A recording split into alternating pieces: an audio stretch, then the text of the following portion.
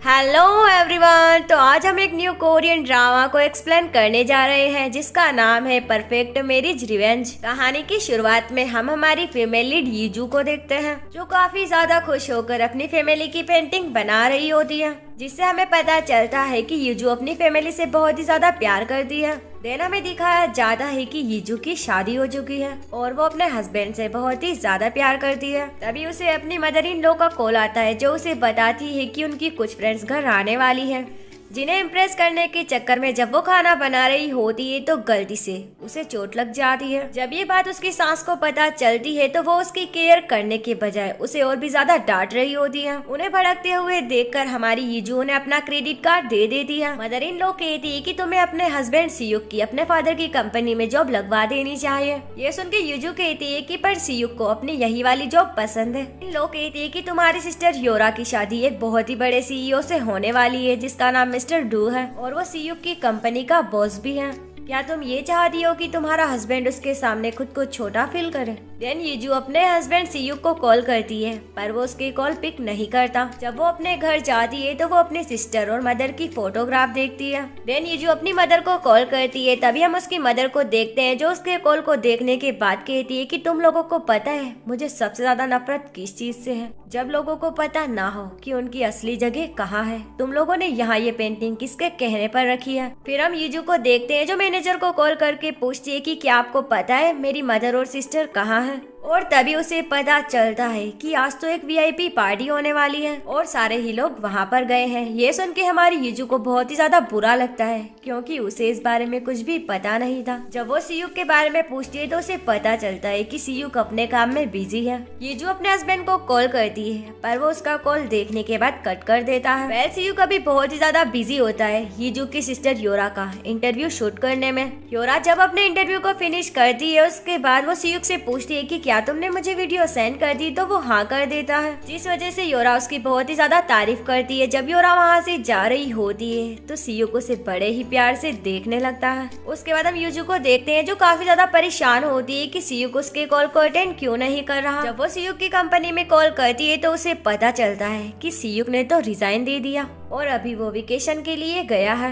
यीजू को ये सब बहुत ही ज्यादा अजीब लगता है क्योंकि उसे इस बारे में कुछ भी नहीं पता था। उसकी मदर इन लॉ भी उसी पर भड़क रही होती है कि तुम अपने हस्बैंड की जरा भी मदद नहीं करती। उसके बाद हम सियुक को देखते हैं जो यीजू के फादर के पास होता है। तभी वहाँ यीजू आके उसके हाथ को पकड़ लेती है। यहाँ एक लेडी होती है जो सियुक की बहुत ही ज्यादा तारीफ कर रही होती है। ये देखकर यीजू के फादर भी उसकी तारीफ करने लगते हैं कि भाई मेरा बड़ा जमाई तो बहुत ही ज्यादा टैलेंटेड है। ये सुन के सियुक स्माइल करने लगता है और सियुक को देखकर हमारी यीजू स्माइल करने लगती है। उसके बाद हम इन दोनों को देखते हैं जो अकेले बातें कर रहे होते हैं, जहाँ यीजू कहती है कि अगर तुम्हें मदद चाहिए थी तो तुम मुझसे कह सकते थे ना। सियुक उसे थैंक्स कहने के बाद कहता है कि पार्टी ओवर होने के बाद मैं तुम्हें कुछ बताना चाहता हूँ पर प्लीज तुम गुस्सा मत करना। यहाँ यीजू स्माइल करते हुए कहती है कि मुझे तुम पर पूरा ट्रस्ट है। यीजू जब अपनी मदर के पास जाती है तो वो बहुत ही ज्यादा बिजी होती है। ये देखकर यीजू अपनी पेंटिंग की फोटो क्लिक करने लगती है और यहाँ वो अपने ग्रैंडफादर को भी ये फोटो सेंड कर देती है। तभी उसके पास योरा आ जाती है। योरा उससे पूछती है कि ये पेंटिंग किसने बनाई है और उस पेंटिंग का बहुत ही ज्यादा मजाक बनाने लगती है। तभी वहाँ यीजू की मदर भी आ जाती है जो उस पेंटिंग को देखने के बाद कहती है कि ये कितनी ज्यादा ओल्ड फैशन है। यीजू कहती है कि मैंने इस पेंटिंग को अपने दिल से बनाया है। मैंने अपने घर पर युरा और आपकी साथ में फोटो देखी थी। हम लोगों की साथ में कोई भी फोटो नहीं है इसलिए मैंने ये पेंटिंग बना दी। यीजू की मदर कहती है कि जब से तुम्हारी शादी हुई है तुम इस फैमिली का हिस्सा नहीं हो, अब जल्दी से यहाँ से दफा हो जाओ। तभी हम योरा को देखते हैं जो ये सब देखने के बाद बहुत ही ज्यादा एंजॉय कर रही होती है। तभी वहाँ एक लेडी आ जाती है जो यीजू की पेंटिंग की बहुत ही ज्यादा तारीफ करने लगती है, जिसके बाद तो यीजू की मदर की तेवर ही बदल जाते हैं। वो यीजू से बहुत ही ज्यादा अच्छे से बात करने लगती है। वेल यहाँ हम समझ सकते हैं कि वो बस यीजू का यूज करना चाहती है पर बेचारी यीजू तो इन सबको अपनी मम्मा का प्यार समझ रही होती है। यीजू जब देखती है कि उसकी पेंटिंग थोड़ी सी खराब हो चुकी है तो वो उसे ठीक करने लगती है। तभी वहाँ एंट्री होती है मिस्टर डू की जो यीजू के पास आकर उसकी पेंटिंग की बहुत ही ज्यादा तारीफ करने लगते हैं। देन कहते हैं कि ये कितनी भी ज्यादा रियल क्यों ना लगे, ये एकदम फेक है। तभी वहाँ यूरा भी टपक जाती है, जिसे मिस्टर डू बताते हैं कि मैं तुम्हारी बहन की पेंटिंग को देख रहा था। तभी यूरा सियुक से कहती है कि तुम्हें अपनी वाइफ को आई लव यू कहना चाहिए, पर सियुक जब ऐसा नहीं कहता तो ये जो कहती है कि हमारा प्यार आई लव यू कहने का मोहताज नहीं है, क्योंकि मैं जानती हूँ वो मुझसे कितना ज्यादा प्यार करता है। अब हमें इनकी लव स्टोरी दिखाई जाती है, जहाँ हम यीजू को देखते हैं जो बारिश में भीग रही होती है। तभी उसके पास सियुक आ जाता है। यीजू कहती है कि मैंने कहा था ना, जब तुम मेरे लव को एक्सेप्ट करो तभी यहाँ आना। सियुक कहता है कि तुमने कहा था कि अगर मैं यहाँ नहीं आऊंगा तो तुम नहीं जाओगी, पर यीजू कहती है कि तुम यहाँ आए इसका मतलब तुम भी मुझसे प्यार करते हो। एंड ये निब्बी इसे ही प्यार समझने लगती है। प्रेजेंट में यीजू कहती है कि थैंक यू और सॉरी कहना भी प्यार होता है। यूरा कहती है कि थैंक यू और सॉरी का यूज हम लोगों को अवॉइड करने के लिए करते हैं। जब तुम्हें कोई प्यार करता है तो वो तुम्हें अलग ही नजर से देखता है, जिससे तुम्हें पता चल जाता है कि वो पर्सन तुमसे कितना ज्यादा प्यार करता है। अभी मिस्टर डू कहते हैं कि इस पेंटिंग में सियुक को देखो, ये कितना ज्यादा हैंडसम लग रहा है। इस पेंटिंग से हमें पता चलता है कि एक वुमन अपने मैन से कितना ज्यादा प्यार कर सकती है। कभी कभी तो मुझे जेलसी होती है। ये सुनने के बाद यूरा सियुक का हाथ पकड़ के कहती है कि मेरे ब्रदर इन लॉ हैंडसम है ना, वैसे हम दोनों के साथ में जोड़ी कैसी लगेगी। ये सुन के ये जो कम्प्लीटली शॉक्ड हो जाती है कि भाई यहाँ चल क्या रहा है। वो वॉशरूम में जाने के बाद भी इसी बारे में सोच रही होती है। यहाँ हम समझ पाते हैं कि यूरा अपनी सिस्टर से कितनी ज्यादा नफरत करती है। यीजू जब वहाँ से बाहर निकलती है तो वो मिस्टर डू को वहाँ से जाते हुए देख कर कहती है कि आप कहाँ जा रहे हो। मिस्टर डू उसे बताते हैं कि मेरी ग्रैंडमदर की तबीयत खराब हो गई है, मुझे यहाँ से जाना होगा। यीजू कहती है कि आप रुको, मैं अभी ये बात यूरा को बता कर आती हूँ, देन आप दोनों साथ में चले जाना। मिस्टर डू कहते हैं कि पर यूरा को मैं अपने साथ क्यों लेकर जाऊँ। यीजू कहती है कि आप दोनों की जल्दी ही शादी होने वाली है, उसके बाद आप एक फैमिली होंगे। ये सुन के मिस्टर डू उसके क्लोज आकर कहते हैं कि तुम सच में नहीं जानती या फिर ना जानने का प्रिटेंड कर रही हो। यीजू कहती है कि छोड़ो मुझे, आप ये सब क्या कह रहे हो, मुझे कुछ भी समझ में नहीं आ रहा। वेल मिस्टर डू यहाँ जिस तरीके से हमारी यीजू को देख रहे होते हैं, भाई कुछ ना कुछ गड़बड़ जरूर है। मिस्टर डू यहाँ उसे हर्ट करने के लिए उससे माफी मांगते हैं। यीजू जब वापस जाती है तो वो देखती है कि उसका हस्बैंड उसकी बहन के साथ बहुत ही ज्यादा खुश है। एंड यहाँ पर उसे मिस्टर डू की बातें याद आती है। उसके बाद हम एक आदमी को देखते हैं जो एक पेंटिंग को खराब कर रहा होता है। पहले एक बहुत ही बड़े पेंटर की पेंटिंग होती है जिसे आज चैरिटी ऑक्शन में लाया गया था। उसके बाद इस पेंटिंग पर बोली लगाई जाती है जहाँ सबसे ज्यादा 3 बिलियन देने वाले थे, पर तभी वहाँ एक लेडी 4 बिलियन की बोली लगा देती है। वो लेडी इस पेंटिंग को देखने के बाद यूरा की मदर को चांटा मार देती है एंड वहाँ सारे ही लोगों को बताती है कि ये पेंटिंग फेक है। यूरा की मदर उनसे कहने लगती है कि ये सच में सुनजिन ने ही बनाई है, पर वो लेडी तो यह कह देती है कि ये तुम्हारी बेटी यीजू ने कॉपी की है। इन सब से बचने के लिए मैनेजर योरा की मदर को एक प्लान बताता है, जिसके बाद योरा की मदर यीजू को अपने पास बुलाकर अपनी मदद करने के लिए कहती है। दिन होना क्या था, वो लोग सारा ही ब्लेम हमारी यीजू पर डाल देते हैं। यीजू ने ही पेंटिंग को कॉपी किया है, अब इसके ऊपर केस होगा। यहाँ तक कि वहाँ पुलिस भी हमारी यीजू को पकड़ने के लिए आ जाती है। तभी हम उसके हस्बैंड को देखते हैं जो यीजू की केयर करने की बजाय उसकी बहन योरा के पास जाता है। योरा उससे कहती है कि मेरी बहन आखिर ऐसा कैसे कर सकती है, मैंने इसके लिए कितना ज्यादा हार्ड वर्क किया था। सियुक कहता है कि तुम रोना बंद करो, मैं तुम्हारी बहुत ही ज्यादा केयर करता हूँ। तुमने कहा था ना कि अगर कोई किसी को लाइक करता है तो उसे बता देना चाहिए। मैं तुम्हें पसंद करता हूँ। जब भी मैं तुम्हें किसी और के साथ देखता हूँ तो मुझे बहुत ही ज्यादा जेलेसी होती है। मैं तुम्हारे बिना नहीं रह सकता। योरा कहती है कि अब तुम क्या करोगे। ये सुन के सियुक कहता है कि मैं जल्दी ही यीजू को छोड़ दूंगा। योरा उस पे गुस्सा करते हुए कहती है कि शायद तुम अपनी जगह भूल चुके हो। वेल यहाँ इन दोनों की ये सारी बातें हमारी यीजू ने सुन ली होती है। सियुक उसके पास आकर कहता है कि मैं आज तुम्हें ये बताने ही वाला था। यहाँ तक कि वो उसे डिवोर्स पेपर भी थमा देता है। यीजू रोते हुए कहती है कि इसका मतलब तुमने मुझसे शादी बस इसीलिए की क्योंकि तुम यूरा के क्लोज रह सको। ये सब देखने के बाद उसका दिल बुरी तरीके से टूट जाता है एंड वो बहुत ही ज्यादा रोने लगती है। वो जल्दी से भागकर वहाँ से बाहर चली जाती है। यीजू का यहाँ एक कार से एक्सीडेंट हो जाता है। तभी वहाँ एक ट्रक आकर उस कार को उड़ा देता है। यीजू की बॉडी से यहाँ ब्लड निकलने लगता है। उसके बाद हम यीजू को ऑपरेशन थिएटर में देखते हैं जहाँ उसकी सर्जरी चल रही होती है। बाहर हम उसकी मम्मा को भी देखते हैं जिसे इन सबसे बिल्कुल भी फर्क नहीं पड़ा। अभी हम सियुक को देखते हैं जो इस हालत में भी बस यूरा की ही केयर कर रहा होता है। मदर यहाँ सियुक को यूरा को वहाँ से ले जाने के लिए कहती है। उन दोनों के वहाँ से जाने के बाद वो यीजू के पास जाकर उस मॉनिटर को ऑफ कर देती है, यानी कि वो यीजू को जान से मारना चाहती है। वो यीजू से कहती है कि तुम्हें पता है मुझे तुम शुरुआत से ही पसंद नहीं थी। यहाँ हमें एक फ्लैशबैक दिखाया जाता है जहाँ हम छोटी यीजू को देखते हैं जो अपनी मदर से बहुत ही ज्यादा अच्छे से बात करती है और इस टाइम उसकी मदर भी ठीक थी। पर एक दिन जब हमारी यीजू को ऑर्फनेज के बच्चों के लिए बुरा फील हुआ, ये देखकर वो उससे नफरत करने लगी। और उसकी मम्मा को हमेशा से ही पता था कि योरा जब भी सियुक के साथ होता है तो वो दोनों कितने ज्यादा खुश होते हैं। ये जो उनकी सारी ही बातें सुन रही होती है। देन उसकी मम्मा उसके क्लोज आकर कहती है कि अगर तुम्हें नेक्स्ट लाइफ मिले तो तुम उस लाइफ में इतनी ज्यादा अच्छी मत बनना, क्योंकि इस वजह से बस तुम्हें तकलीफ ही मिलेगी। उसके बाद हम मैनेजर को देखते हैं जो हमारी यीजू के पास आकर कहता है कि चेयरमैन तुमसे बात करना चाहते हैं। वेल चेयरमैन ने उससे क्या कहा ये अभी हमें दिखाया नहीं जाता।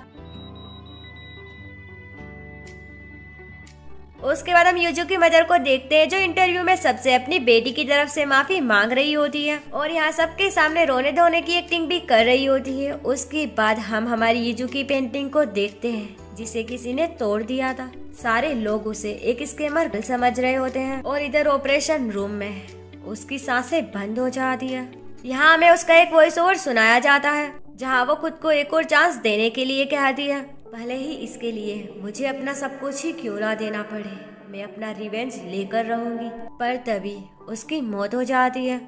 ये जो जब उठती है तो वो अपने सामने यूरा को देखकर बहुत ही ज्यादा शॉक्ड हो जाती है कि क्या ये कोई सपना था। पर तभी उसे सियुक का मैसेज आता है कि मैं तुम्हारा इंतजार कर रहा हूँ, जल्दी से बाहर आओ। पर हमारी जियू तो अभी भी शॉक्ड में ही थी और तभी उसे पता चलता है कि वो ईयर 2022 में आ चुकी है। उसके हैंड पर एक डेट लिखी हुई थी जो थी 2023, यानी कि वो 1 साल पीछे आ चुकी है। एंड गेस व्हाट यार, आज वो अपनी वेडिंग ड्रेस ट्राई कर रही होती है। उसे सब कुछ याद था, अपनी मम्मा की हर एक बात, वो सारी यादें। अगर तुम्हें दूसरी लाइफ मिले तो तुम इतनी अच्छी मत बनना। और उसके बाद होना क्या था, वो अपनी वेडिंग ड्रेस को ही खराब कर देती है और फ्लावर्स को वो सियुक के मुंह पर मार देती है। ये सब देखकर सियुक कम्प्लीटली शॉक्ड रह जाता है कि आखिर इस लड़की को क्या हुआ। ये जो कहती है कि अब तुम मुझसे ज्यादा अच्छी ब्राइड लग रहे हो और यहाँ वो सीधे ही उससे ब्रेकअप करने के लिए कह देती है। ये सुन के सियुक पूछता है कि आखिर हुआ क्या, मुझे बताओ तो। ये जो उसके क्लोज आकर कहती है कि तुम्हें उससे शादी करनी चाहिए जिससे तुम प्यार करते हो, यूरा से। ये सुनने के बाद सियुक का दिमाग खराब हो जाता है। तभी वहाँ यूरा आती है। यीजू मुझे यहाँ दिखाई नहीं दे रही, वो कहाँ गई। ये सुन के सियुक उसे बता देता है कि यीजू अब उससे शादी नहीं करना चाहती। वेल यार, ये यीजू पीजू क्या होता है, अब मैं इसे युंजी बुलाऊंगी। युंजी अपनी मदर को भी बता देती है कि वो अब सियुक से शादी नहीं करना चाहती। उसके ऐसे तेवर देख के उसकी मदर भी शॉक्ड हो जाती है। अभी वहाँ सियुक टपक जाता है जो मदर से कहता है कि अभी हमें वेडिंग को पोस्टपोन कर देना चाहिए, मुझे थोड़ा टाइम चाहिए युंजी को समझाने के लिए। ये सुन के युंजी उसके पास आकर कहती है कि मुझे तुम्हें कितनी बार बताना पड़ेगा, क्या तुम ये चाहते हो कि मैं सबके सामने बता दूं कि मैं तुमसे शादी क्यों नहीं करना चाहती। ये सुन के सियुक से बात करने के लिए बाहर लेकर आ जाता है। वो युंजी को समझाने लगता है कि शायद तुम्हें कोई गलतफहमी हुई है। युंजी कहती है कि तुम मुझसे शादी बस योरा के क्लोज रहने के लिए कर रहे थे, तुम्हारा उसके साथ कोई चांस नहीं था तो तुमने मुझे चूज कर लिया क्योंकि मैं एक रिच फैमिली से हूँ और तुम मेरा फायदा उठाना चाहते थे। ये सुन के सियुक कहता है कि तुम मुझसे इस तरीके से बात कैसे कर सकती हो। तभी युंजी को सियुक की मदर का कॉल आता है। वेल वो उसी के पैसों पर ऐश कर रही होती है। युंजी उन्हें कुछ नहीं बताती है, अपने फोन को ही ऑफ कर देती है। वो सियुक से कहती है कि तुम खुद ही जाकर अपनी मम्मा को बता देना। ये सुन के वो युंजी के सामने नील डाउन होकर कहता है कि तुम्हें मेरी सिचुएशन पता है ना, मेरे फादर ने सारे ही पैसे स्टॉक में लगा दिए थे और वो हार गए जिस वजह से उनकी डेथ हो गई। अब मुझे बहुत सारा डेप्ट पे करना है, इसलिए मैं उन लोगों को नहीं बता सकता। प्लीज तुम शादी से मना मत करो, मैं सब कुछ करूंगा, कुकिंग, लॉन्ड्री, सब कुछ। और तुम तो मुझे लाइक करती हो ना, फिर ये सब क्यों कह रही हो। ये सुन के हमारी युंजी उसके सामने हंसते हुए कहती है कि नहीं, मैं तुम्हें अब लाइक नहीं करती। देन हम योरा को देखते हैं जो कह रही होती है कि युंजी तो एक टाइम पर उसे शादी करने के लिए मरी जा रही थी, फिर अचानक से उसे क्या हो गया, हमें उसकी शादी पोस्टपोन कर देनी चाहिए, क्या मैं पहले शादी कर सकती हूँ। उसकी मदर बहुत ही ज्यादा खुश होकर कहती है कि तुम मिस्टर डू को लाइक कर दी हो ना। योरा स्माइल करते हुए कहती है कि हाँ, मैं उन्हें अपना बनाना चाहती हूँ। और यहाँ तो वो उसके साथ अपने बच्चे की भी प्लानिंग कर लेती है। पहले हम युंजी को देखते हैं जिसने उन दोनों की सारी बातें सुन ली होती है एंड वो कहती है कि अब मुझे भी मिस्टर डू चाहिए। देन वो अपनी फ्रेंड जो एक रिपोर्टर होती है उसे सारी ही सच्चाई बता देती है। हाँ, बट वो उसे ये नहीं बताती कि वो एक बार मर चुकी है और पास्ट में आई है। उसकी फ्रेंड उससे पूछती है कि क्या कोई जंग हुई है या फिर कहीं पर मर्डर हुआ है। तुमने मुझे यहाँ बुलाया, कहीं तुम किसी का मर्डर तो नहीं करना चाहती हो ना। ये सुन के हमारी युंजी जोर जोर से हंसने लगती है कि अरे पागल, ऐसा कुछ भी नहीं है, मैं तो मिस्टर डू को पटाना चाहती हूँ। ये सुन के उसकी फ्रेंड भी शॉक्ड रह जाती है। युंजी कहती है कि तुम्हारा कजन है ना मिस्टर डू।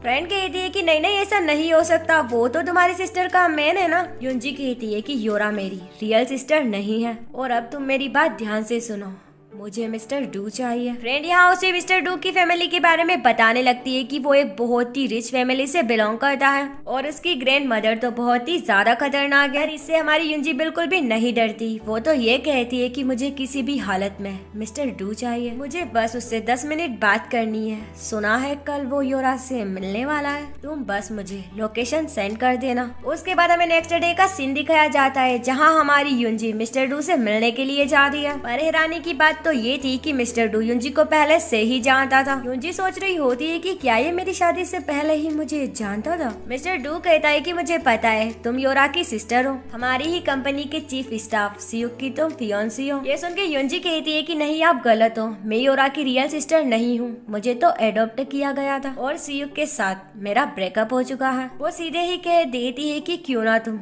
योरा के बजाय मुझसे शादी करो। ये सुन के मिस्टर डू भी हंसने लगता है कि आखिर ये पागल लड़की क्या कह रही है। वैसे मैंने तो सुना था कि तुम काफी ज्यादा बोरिंग हो, पर तुम तो बहुत ही ज्यादा इंटरेस्टिंग लग रही हो। अच्छा बताओ कि तुम में ऐसा क्या है कि मैं तुम्हें चूज करूं। युंजी कहती है कि मुझे वो मैन बिल्कुल भी पसंद नहीं है जो फर्स्ट मीटिंग में मुझे टेस्ट करे, मुझे भी वो वुमन पसंद नहीं है जो फर्स्ट मीटिंग में मेरा यूज करे। इन दोनों की बातें चल ही रही होती है कि वहाँ योरा टपक जाती है जो उन दोनों को साथ देखने के बाद पूछती है कि तुम दोनों साथ क्या कर रहे हो। मिस्टर डू उसे इग्नोर करके युंजी से पूछता है कि अब तुम क्या करने वाली हो।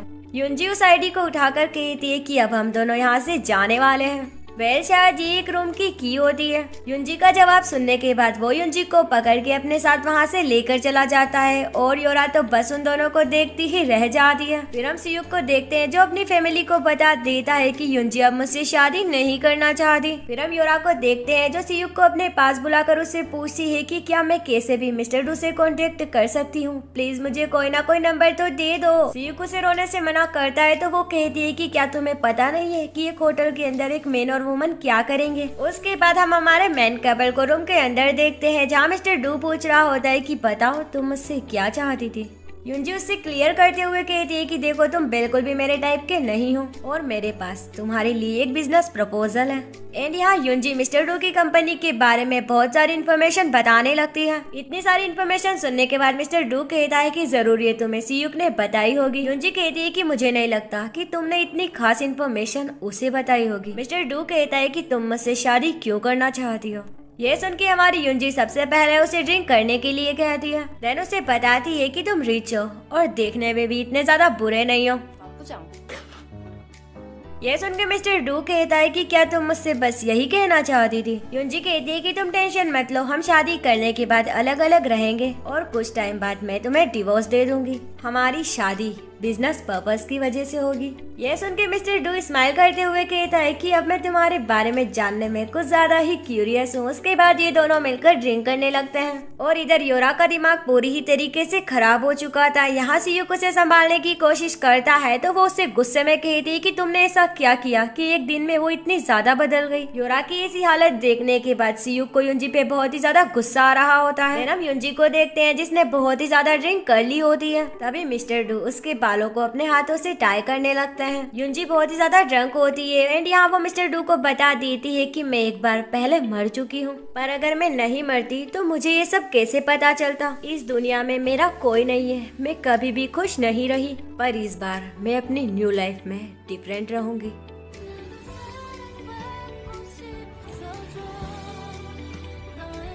मॉर्निंग में जब युंजी की नींद खुलती है तो वो देखती है कि वो मिस्टर डू के पास ही सो रही थी।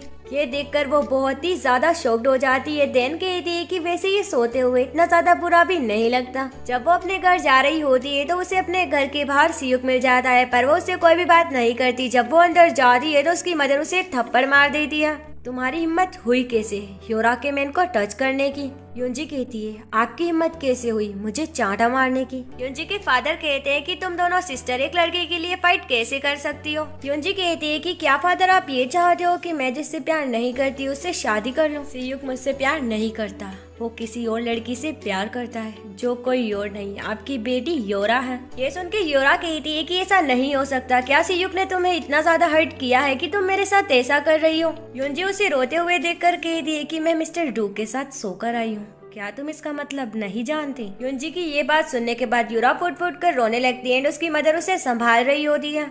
युंजी की मदर को इतना ज्यादा गुस्सा आता है कि वो युंजी को एक रूम के अंदर बंद करवा देती है एंड वो ऐसा उसके साथ बचपन से ही करती आ रही है। फ्लैशबैक के थ्रू हमें पता चलता है कि युंजी ने अपनी फ्रेंड को कहा था कि वो मिस्टर डू के साथ उसकी फोटो को वायरल कर दे। प्रेजेंट में जब वो चेक करती है तो उसे कोई भी आर्टिकल नहीं मिलता। जब वो अपनी फ्रेंड से बात कर ही रही होती है कि वहाँ मैनेजर आकर उसके फोन को छीन लेता है। फिर हम मिस्टर डू को देखते हैं जो अभी भी युंजी के ख्यालों में खोया हुआ था। उसकी सेक्रेटरी कहती है कि क्या बॉस आपको किसी की कॉल का इंतजार है? मिस्टर डू यहाँ अपनी सेक्रेटरी से क्वेश्चन पूछने लगता है कि अगर कोई लड़की अचानक से तुम्हें शादी करने के लिए कहे और नेक्स्ट डे तुम्हें मैसेज ही ना करे इसका क्या मतलब है? सेक्रेटरी कहती है कि शायद उसका फोन बंद होगा। उसके बाद हम मिस्टर डू की फैमिली को देखते हैं जो उसे शादी करने के लिए फोर्स कर रहे होते हैं। तभी उसे हमारी युंजी का कॉल आ जाता है। वो सबके सामने उससे बात करने लगता है कि तुम्हारा फोन ऑफ क्यों था? तुम्हें पता भी है मैंने तुम्हारे कॉल का कितना ज्यादा इंतजार किया। ये सुन के युंजी कहती है कि अभी मैं बहुत ही बड़ी मुसीबत में हूँ, हम मिलके बात करेंगे। वेल हमारी युंजी ने एक छोटे बच्चे से उसके फोन को बोरो किया था। युंजी कहती है कि अगर कल तुम यहाँ आओगे तो मैं तुम्हें बहुत ही अच्छा बिजनेस प्रपोजल दूंगी और मैं तुम्हें स्टॉक रिलेटेड भी बहुत सारी इन्फॉर्मेशन देने वाली हूँ। मिस्टर डू कहता है कि मैं तुमसे 2 साल बड़ा हूँ, तुम्हें मुझे कुछ और कहना चाहिए, एग्जाम्पल के लिए जैसे माय प्रिंस एंड ऑल। ये सुन के हमारी युंजी खुद से कह रही होती है कि क्या ये पागल हो गया है? मिस्टर डू की मदर कहती है कि युंजी को अडॉप्ट किया गया है, तुम उसके बारे में जानने के बाद भी क्या उससे शादी करना चाहते हो? मिस्टर डू रिप्लाई करते हुए कहता है कि ये मेरी लाइफ में पहली बार है जब मैं किसी लड़की को जानना चाहता हूँ। उसके बाद हम युंजी की मदर को देखते हैं जो उसके पास आकर कहती है कि क्या तुमने मिस्टर डू को कॉल किया था? तुम्हारा बस उसके साथ एक दिन रहना, क्या तुम्हें लगता है कि मिस्टर डू को इससे कोई भी फर्क पड़ेगा? वो बस तुम्हारे साथ फन करना चाहता था।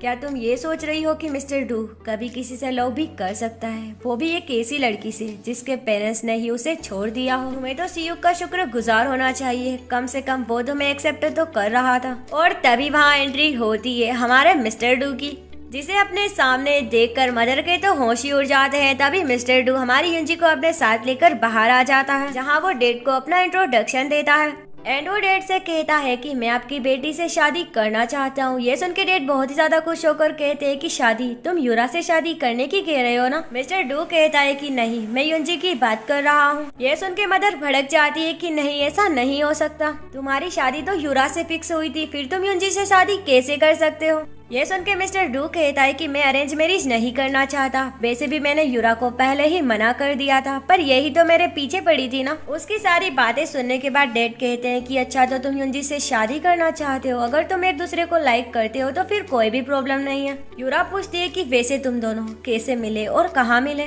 क्या तुम दोनों का पहले से ही चक्कर चल रहा था, इसीलिए युंजी ने शादी करने से मना कर दिया और बहाना ये बनाया कि सियुक मुझे लाइक करता है?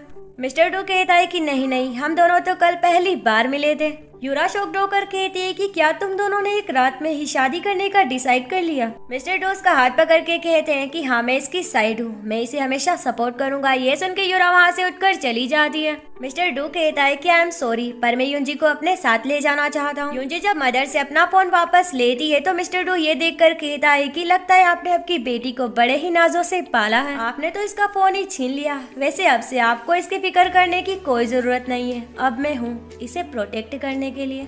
मिस्टर डू युंजी को बाहर ले जाकर पूछता है कि क्या तुमने कुछ खाया।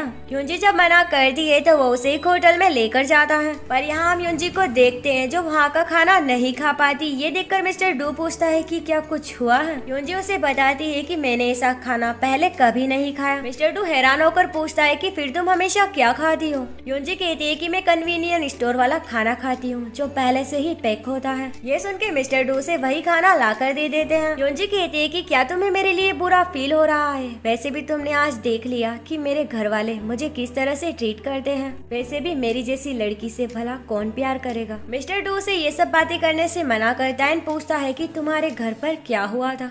युंजी उसे बताने लगती है कि मेरे खाने में किसी ने जहर मिला दिया था। एंड यहाँ हम समझ पाते हैं कि उस बात का ट्रॉमा अभी भी हमारी युंजी के दिल में है। युंजी कहती है कि मुझे नहीं पता कि मुझे किस पे ट्रस्ट करना चाहिए, पर मुझे उन लोगों से रिवेंज चाहिए। ये सुनकर मिस्टर डू कहते हैं कि क्या यही वो रीजन है इसकी वजह से तुम मुझसे शादी करना चाहती थी, ताकि उसके बाद तुम यूरा और अपनी मदर से रिवेंज ले सको। ये सुन के युंजी कहती है कि हाँ, इसीलिए मैंने तुम्हें चूज किया, क्योंकि यूरा को मिस्टर डू चाहिए था। पर अब जब यूरा हर्ट होगी तो सियुक भी हर्ट होगा जो उसे लव करता है, और यूरा को देखकर उसकी मदर भी हर्ट होगी। ऐसे सारे ही लोग सफर करेंगे और ऐसे ही सबसे मैं अपना रिवेंज लूंगी। ये सुन के मिस्टर डू कहते हैं कि मैं बस यही सुनना चाहता था। एंड यहाँ वो युंजी को फ्लावर वाली एक रिंग पहनाकर शादी के लिए प्रपोज कर देता है। अब बदले में मुझे भी कुछ चाहिए। थोड़ी देर बाद युंजी कहती है कि मुझे माफ कर दो, क्या तुम्हें ये नहीं चाहिए था? शायद मैंने कुछ गलत समझ लिया। ये सुनकर मिस्टर डू कहते हैं कि ये मेरे लिए काफी नहीं था। एपिसोड 3 की स्टार्टिंग में हम युंजी को देखते हैं जो मॉर्निंग में उठकर सोच रही होती है कि आखिर रात में मैंने ऐसा कांड कैसे कर दिया। तभी उसकी फ्रेंड उसे कॉल करके बताती है कि अरे यार, तुमने ये क्या कर दिया, देखो तुम्हारी न्यूज वायरल हो चुकी है। क्या तुम मिस्टर डू को डेट कर रही हो? ये सब देखने के बाद युंजी समझ जाती है कि ये सारा प्लान किसी और का नहीं, मिस्टर डू का ही है। वो इस बारे में मिस्टर डू से पूछती भी है, पर मिस्टर डू साफ इनकार करते हुए कहता है कि मैं भला ऐसा क्यों करूँगा। मिस्टर डू अपने सेक्रेटरी से पूछता है कि वैसे हम दोनों साथ में अच्छे लग रहे हैं ना। यह सुन के सेक्रेटरी शॉक्ड हो जाता है, और भैया भी यूरा की तो क्या कहने, इसका तो दिल दिमाग सब कुछ खराब हो चुका है। युंजी की मदर युंजी से कहती है कि तुम्हें वो लोग कभी भी एक्सेप्ट नहीं करने वाले। युंजी उन्हें अश्योर करते हुए कहती है कि मुझे जल्दी ही उनका अप्रूवल मिल जाएगा। युंजी डर के मिस्टर डू को कॉल करके कहती है कि आपकी कार के अंदर कोई और बैठा है। मिस्टर डू कहता है कि अरे वो मेरा सेक्रेटरी है। पहले सेक्रेटरी का नाम जेहो होता है। और इसके बाद हम यूरा को देखते हैं जो अपनी मम्मा से कह रही होती है कि मुझे मिस्टर डू से शादी करनी है। मदर उसे हक करके कहती है कि मैं तुम्हें वो सब ला कर दूंगी जो तुम्हें चाहिए। फिर हम युंजी को देखते हैं जो मिस्टर डू को कुकिंग करते हुए बस देखते ही रह जाती है, क्योंकि वो बहुत ही ज्यादा हैंडसम लग रहा था। युंजी पूछती है कि तुम ये सब क्यों कर रहे हो, जिसके रिप्लाई में मिस्टर डू कहता है कि मुझे ये करना पसंद है और क्या। युंजी कहती है कि मैं कुकिंग की बात नहीं कर रही, बल्कि मैं ये पूछ रही हूँ कि तुमने वो सारी पोस्ट क्यों करवाई। मिस्टर डू कहता है कि हाँ, मैंने ही वो सब किया था। एंड यहाँ वो हमारी युंजी को मैरिज कॉन्ट्रैक्ट देता है। युंजी कहती है कि हमें शादी के लिए हमारी फैमिली की परमिशन लेनी होगी, जिसके बाद वो दोनों ही उस कॉन्ट्रैक्ट को साइन कर देते हैं। युंजी कहती है कि अब हम दोनों ऑफिशियल बिजनेस पार्टनर हुए। ये सुन के मिस्टर डू कहता है कि क्यों ना तुम भी यहीं शिफ्ट हो जाओ। युंजी कहती है कि क्या कहा तुमने, क्या तुम पागल हो गए हो, मैं तुम्हारे साथ कैसे रह सकती हूँ। मिस्टर डू कहता है कि अगर हमें फैमिली की परमिशन चाहिए तो हमें ये करना ही होगा, जिसके बाद वो युंजी को उसका रूम दिखाने लगता है। युंजी कहती है कि क्या तुम श्योर हो कि मैं यहाँ रह सकती हूँ। मिस्टर डू कहता है कि मुझे कोई भी प्रॉब्लम नहीं है। एंड उसे होम की की देकर कहता है कि अब ये घर तुम्हारा हो चुका है, तुम जब चाहो यहाँ आ सकती हो, तुम्हारी इस फाइट में मैं तुम्हारे साथ हूँ। देन हम सेक्रेटरी को देखते हैं जिसे फाइनली याद आ जाता है कि उसने युंजी को सियुक के साथ देखा था। ऑफिस में सारे लोग सियुक से पूछ रहे होते हैं कि क्या आपको पता है सियुक किससे शादी करने वाले हैं, पर सियुक उन लोगों को अपने काम से काम रखने के लिए कहता है। देन वो युंजी को मैसेज करता है कि जब भी तुम मेरा मैसेज देखो तब प्लीज मुझे कॉल करना। उसके बाद हम यूरा को देखते हैं जो सियुक की बहन को पटाने की कोशिश कर रही होती है, उसे एक्सपेंसिव से गिफ्ट दिलाकर। अब सियुक की फैमिली कैसी है ये तो हम अच्छे से जानते हैं। तभी उसी शॉप में मिस्टर डू की बहन आ जाती है जिसका नाम दूना है। दूना यूरा से पूछती है कि तुम्हारी बहन की एंगेजमेंट तो किसी और से हो गई थी ना, फिर ये सब क्या है। यूरा कहती है कि मेरी बहन थोड़ी मेंटली इल है ये सुनने के बाद दुना कहती है कि मैंने तुमसे ये सब एक्सपेक्ट नहीं किया था। जब मुझे पता चला कि वो तुम्हारी बहन है तो मैंने सोचा कि वो तुम्हारी जैसी ही होगी, पर जैसे तुम अपनी बहन के बारे में बात कर रही हो लगता है कि तुम किसी अपने एनिमी के बारे में बता रही हो। और वैसे भी मैं खुद के डिसीजन पर ही बिलीव करती हूँ। उसके बाद हम सियुक की मदर को देखते हैं जो हमारी युंजी को परेशान कर रही होती है कि तुम्हें ऐसे सियुक को छोड़कर नहीं जाना चाहिए, प्लीज उससे शादी कर लो। जब युंजी नहीं मानती तो उसकी मम्मा उसके बालों को ही पकड़ लेती है। देन वो खुद ही नीचे गिरकर एक्टिंग करने लगती है कि अब मैं मरने वाली हूँ, प्लीज मेरे बेटे से शादी कर लो। तभी वहाँ सुयुक की सिस्टर भी आ जाती है जो युंजी को ही बुरा भला सुनाने लगती है कि तुम ऐसा कैसे कर सकती हो। आसपास के सारे ही लोग बस उन लोगों को ही देख रहे होते हैं। युंजी की मदर का मैनेजर इसकी वीडियो शूट कर रहा होता है। नेक्स्ट सीन में हमें पता चलता है कि युंजी की मदर ने ही सियुक की मदर को ये सब करने के लिए कहा था। फिर हम युंजी को देखते हैं जो खुद से कहती है कि चाहे कुछ भी हो जाए मैं पास्ट को रिपीट नहीं होने दूंगी। जिसके बाद वो पेंटिंग करने लगती है। तभी उसके पास उसकी मदर आ जाती है जिन्हें युंजी स्माइल करके बताती है कि मैं अपने ग्रैंडफादर से मिलने के लिए जा रही हूँ। बहुत देर हो जाती है पर ग्रैंडफादर डोर को ओपन नहीं करते। अब ऐसा क्यों, ये हमें आगे ही पता चलेगा। उसके बाद हम मिस्टर डू की मदर को देखते हैं जिनकी कुछ लेडीज के साथ फाइट हो जाती है क्योंकि वो उनके बेटे के बारे में भला बुरा कह रहे होते हैं। तभी वहाँ एंट्री होती है हमारी युंजी की। युंजी को वहाँ देखने के बाद डूयुक की मदर काफी ज्यादा शॉक्ड हो जाती है। जिसके बाद युंजी उन्हें अपना इंट्रोडक्शन देती है। उसके बाद हम उसे डूयुक की मदर के साथ देखते हैं। यहाँ वो युंजी को अपने साथ कॉफी पीने के लिए कहती है। जब युंजी वहाँ जाती है तो वो देखती है कि यूरा वहाँ पहले से ही मौजूद है। उसके बाद हम डूयुक के बड़े भाई को देखते हैं। वेल इनकी बातों से लग रहा होता है कि इन दोनों की कुछ खास नहीं बनती। भाई मिस्टर डू से कहता है कि तुम तो पूरे बदल गए हो भाई, क्या बात है, उस लड़की ने तो तुम्हें पूरा ही बदल के रख दिया। मिस्टर डू कहता है कि शादी में जरूर आना, मैं तुम्हें उससे मिलवा दूंगा। उसके बाद हम यूरा को देखते हैं जो मिस्टर डू की मम्मा को पटाने की कोशिश कर रही होती है। मिस्टर डू की मदर कहती है कि तुम दोनों ही सिस्टर को एक ही लड़के से प्यार हो गया है, तो मैंने सोचा है कि युंजी तुम मेरे बेटे पर गिव अप कर दो क्योंकि यूरा मेरे बेटे से पहले मिली थी। युंजी कहती है कि जो मेरी पूरी लाइफ है मैं उसे जाने कैसे दे सकती हूँ। ये सुन के मदर कहती है कि तुम जैसी दिखती हो उससे कई ज्यादा सेल्फिश हो। युंजी कहती है कि मेरे घर पर मेरी कोई भी चीज नहीं है। ये सुन के यूरा कहती है कि ये सब तुम क्या कह रही हो, मैडम को गलतफहमी हो जाएगी। युंजी कहती है कि अब सब कुछ मिस्टर डू पर ही डिपेंड करता है। ये सुन के मदर कहती है कि तुम्हारी जुबान तो कैंची की तरह चलती है, तुम कितनी ज्यादा रूड हो। तभी पीछे से आवाज आती है कि रूड वो नहीं बल्कि आप हो। वेल ये बंदा कोई और नहीं हमारा मिस्टर डू ही होता है। मिस्टर डू अपनी मदर से कहता है कि देखो मुझे नहीं पता कि यहाँ क्या चल रहा है, युंजी तुम मेरे साथ चलो। ये सुन के मदर पूछती है कि क्या युंजी तुमने इसे कॉल किया था। ये सुन के मिस्टर डू बताता है कि मम्मा मैं आपको लेने के लिए आया था पर अब मैं युंजी को अपने साथ ले जा रहा हूँ। ये देख के तो मम्मा कम्प्लीटली शॉक्ड हो जाती है कि आखिर ये मेरा बेटा कर क्या रहा है। युंजी कहती है कि मदर आपकी भी तो लव मैरिज हुई थी ना। ये सुन के मदर कहती है कि मैं उस टाइम पर बहुत ही ज्यादा सुंदर थी और तुम्हारी और मेरी कंडीशन एकदम अलग है। वैसे मैंने सुना है कि हाल ही में तुमने अपनी एंगेजमेंट भी तोड़ दी। इस सिटी में बहुत सारी लड़कियां हैं जो मेरे डुगुक पर मरती है, क्या तुम उनमें से एक नहीं हो? प्रूव करो, क्या तुम डुगुक से प्यार करती हो? युंजी कहती है कि आप क्यूरियस हो कि मैंने एंगेजमेंट क्यों तोड़ दी, तो मैं आपको बता दूं कि सियुक ने मुझे धोखा दिया था। तब मैंने डिसाइड कर लिया था कि मैं कभी भी किसी से प्यार नहीं करूंगी, पर उसके बाद मैं डुगुक से मिली। इससे मिलने के बाद मुझे रियलाइज हुआ कि ये कभी भी किसी वुमन को धोखा नहीं दे सकता। उसके बाद मिस्टर डू वहाँ से युंजी को लेकर चला जाता है। देन हम यूरा को देखते हैं जो डुगुक की मदर को इम्प्रेस करने की कोशिश कर रही होती है, पर मदर तो अभी भी युंजी की बातों को ही सोच रही होती है। मिस्टर डू यहाँ अपनी मम्मा के बर्ताव के लिए युंजी से माफी मांगता है, तो युंजी कहती है कि क्या आज रात मैं तुम्हारे घर आ सकती हूँ। जिसके बाद हम इन दोनों को मिस्टर डू के घर में देखते हैं। मिस्टर डू कहता है कि हम दोनों को एक साथ ही रहना चाहिए ताकि हम दोनों एक दूसरे के बारे में और भी ज्यादा जान पाए। वेल इसके बाद ही तो हम दूसरे लोगों के सामने एक रियल कपल लगेंगे। तुम्हें अपनी मम्मा और सिस्टर से रिवेंज लेना है ना, इसका बेस्ट वे है मेरे पास कि तुम मुझसे प्यार करो, क्योंकि जब एक लड़का और लड़की प्यार में होते हैं तो वो बिना किसी की परमिशन के शादी कर सकते हैं और इसके बाद तो हम दोनों को फैमिली अप्रूवल भी मिल ही जाएगा। युंजी कहती है कि हम दोनों को एक दूसरे से प्यार करने की एक्टिंग करनी होगी। मिस्टर डूस का चेहरा देखकर कहता है कि तुम ऐसे देख रही हो मानो किसी को जान से मारने वाली हो, चलो जल्दी से मुझे आई लव यू बोलो।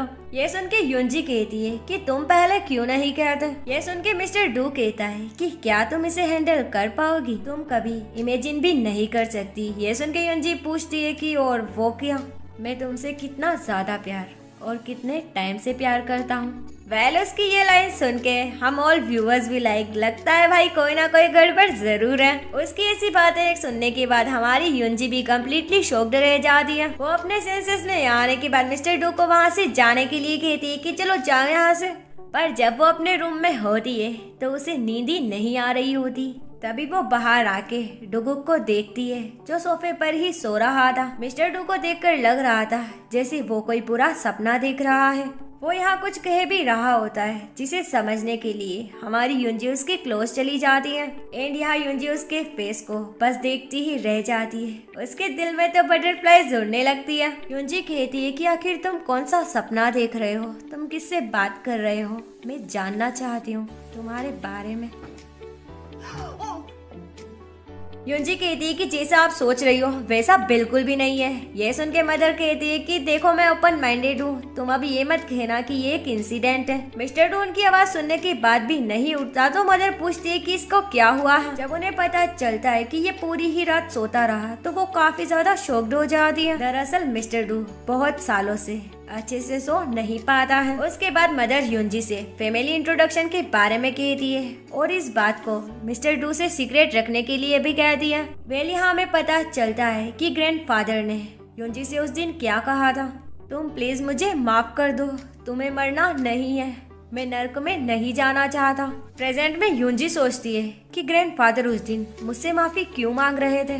देन वो ग्रैंडफादर की डोर के बाहर जाकर कहती है कि मुझे मेरी हैप्पीनेस मिल गई। ये सुन के ग्रैंडफादर जल्दी से बाहर आ जाते हैं। युंजी ग्रैंडफादर को देखकर कहती है कि मैंने आपको सारी चीजों के लिए माफ कर दिया। ये सुन के ग्रैंडफादर कहते हैं कि क्या तुम्हें सब कुछ पता है। जिसके बाद ग्रैंडफादर बहुत ही ज्यादा इमोशनल होकर यहाँ युंजी को हक कर लेते हैं। देन हमें फैमिली मीटिंग का सीन दिखाया जाता है। हम डुगुक के फादर को देखते हैं जो कहते हैं कि अगर लड़का लड़की राजी है तो हमें कोई भी प्रॉब्लम नहीं है। ये सुन के युंजी की स्टेप मदर कहती है कि आपको पता है ना युंजी एडॉप्टेड है। अभी डुगुक की मदर कहती है कि अगर वो एडॉप्टेड है तो इसमें उसकी क्या गलती है। स्टेप मदर कहती है कि इसे कुछ भी नहीं आता, ये आपकी फैमिली की डॉटर इन लॉ बनने के लायक नहीं है। मिस्टर डू युंजी को देखने के बाद कहता है कि मैं तब भी युंजी से ही शादी करूंगा। युंजी की स्टेप मदर युंजी से कहती है कि क्या तुम भी यही सेम करोगी, जबकि तुम्हें पता है कि तुम इस फैमिली की डॉटर इन लॉ बनने के लायक नहीं हो। युंजी कहती है कि मैं इस ओकेशन के लिए इन लोगों के लिए गिफ्ट लेकर आई हूँ एंड ये वही पेंटिंग होती है। डुगुक की मदर उस पेंटिंग को देखकर कहती है कि इसे मैंने पहले भी कहीं ना कहीं देखा है।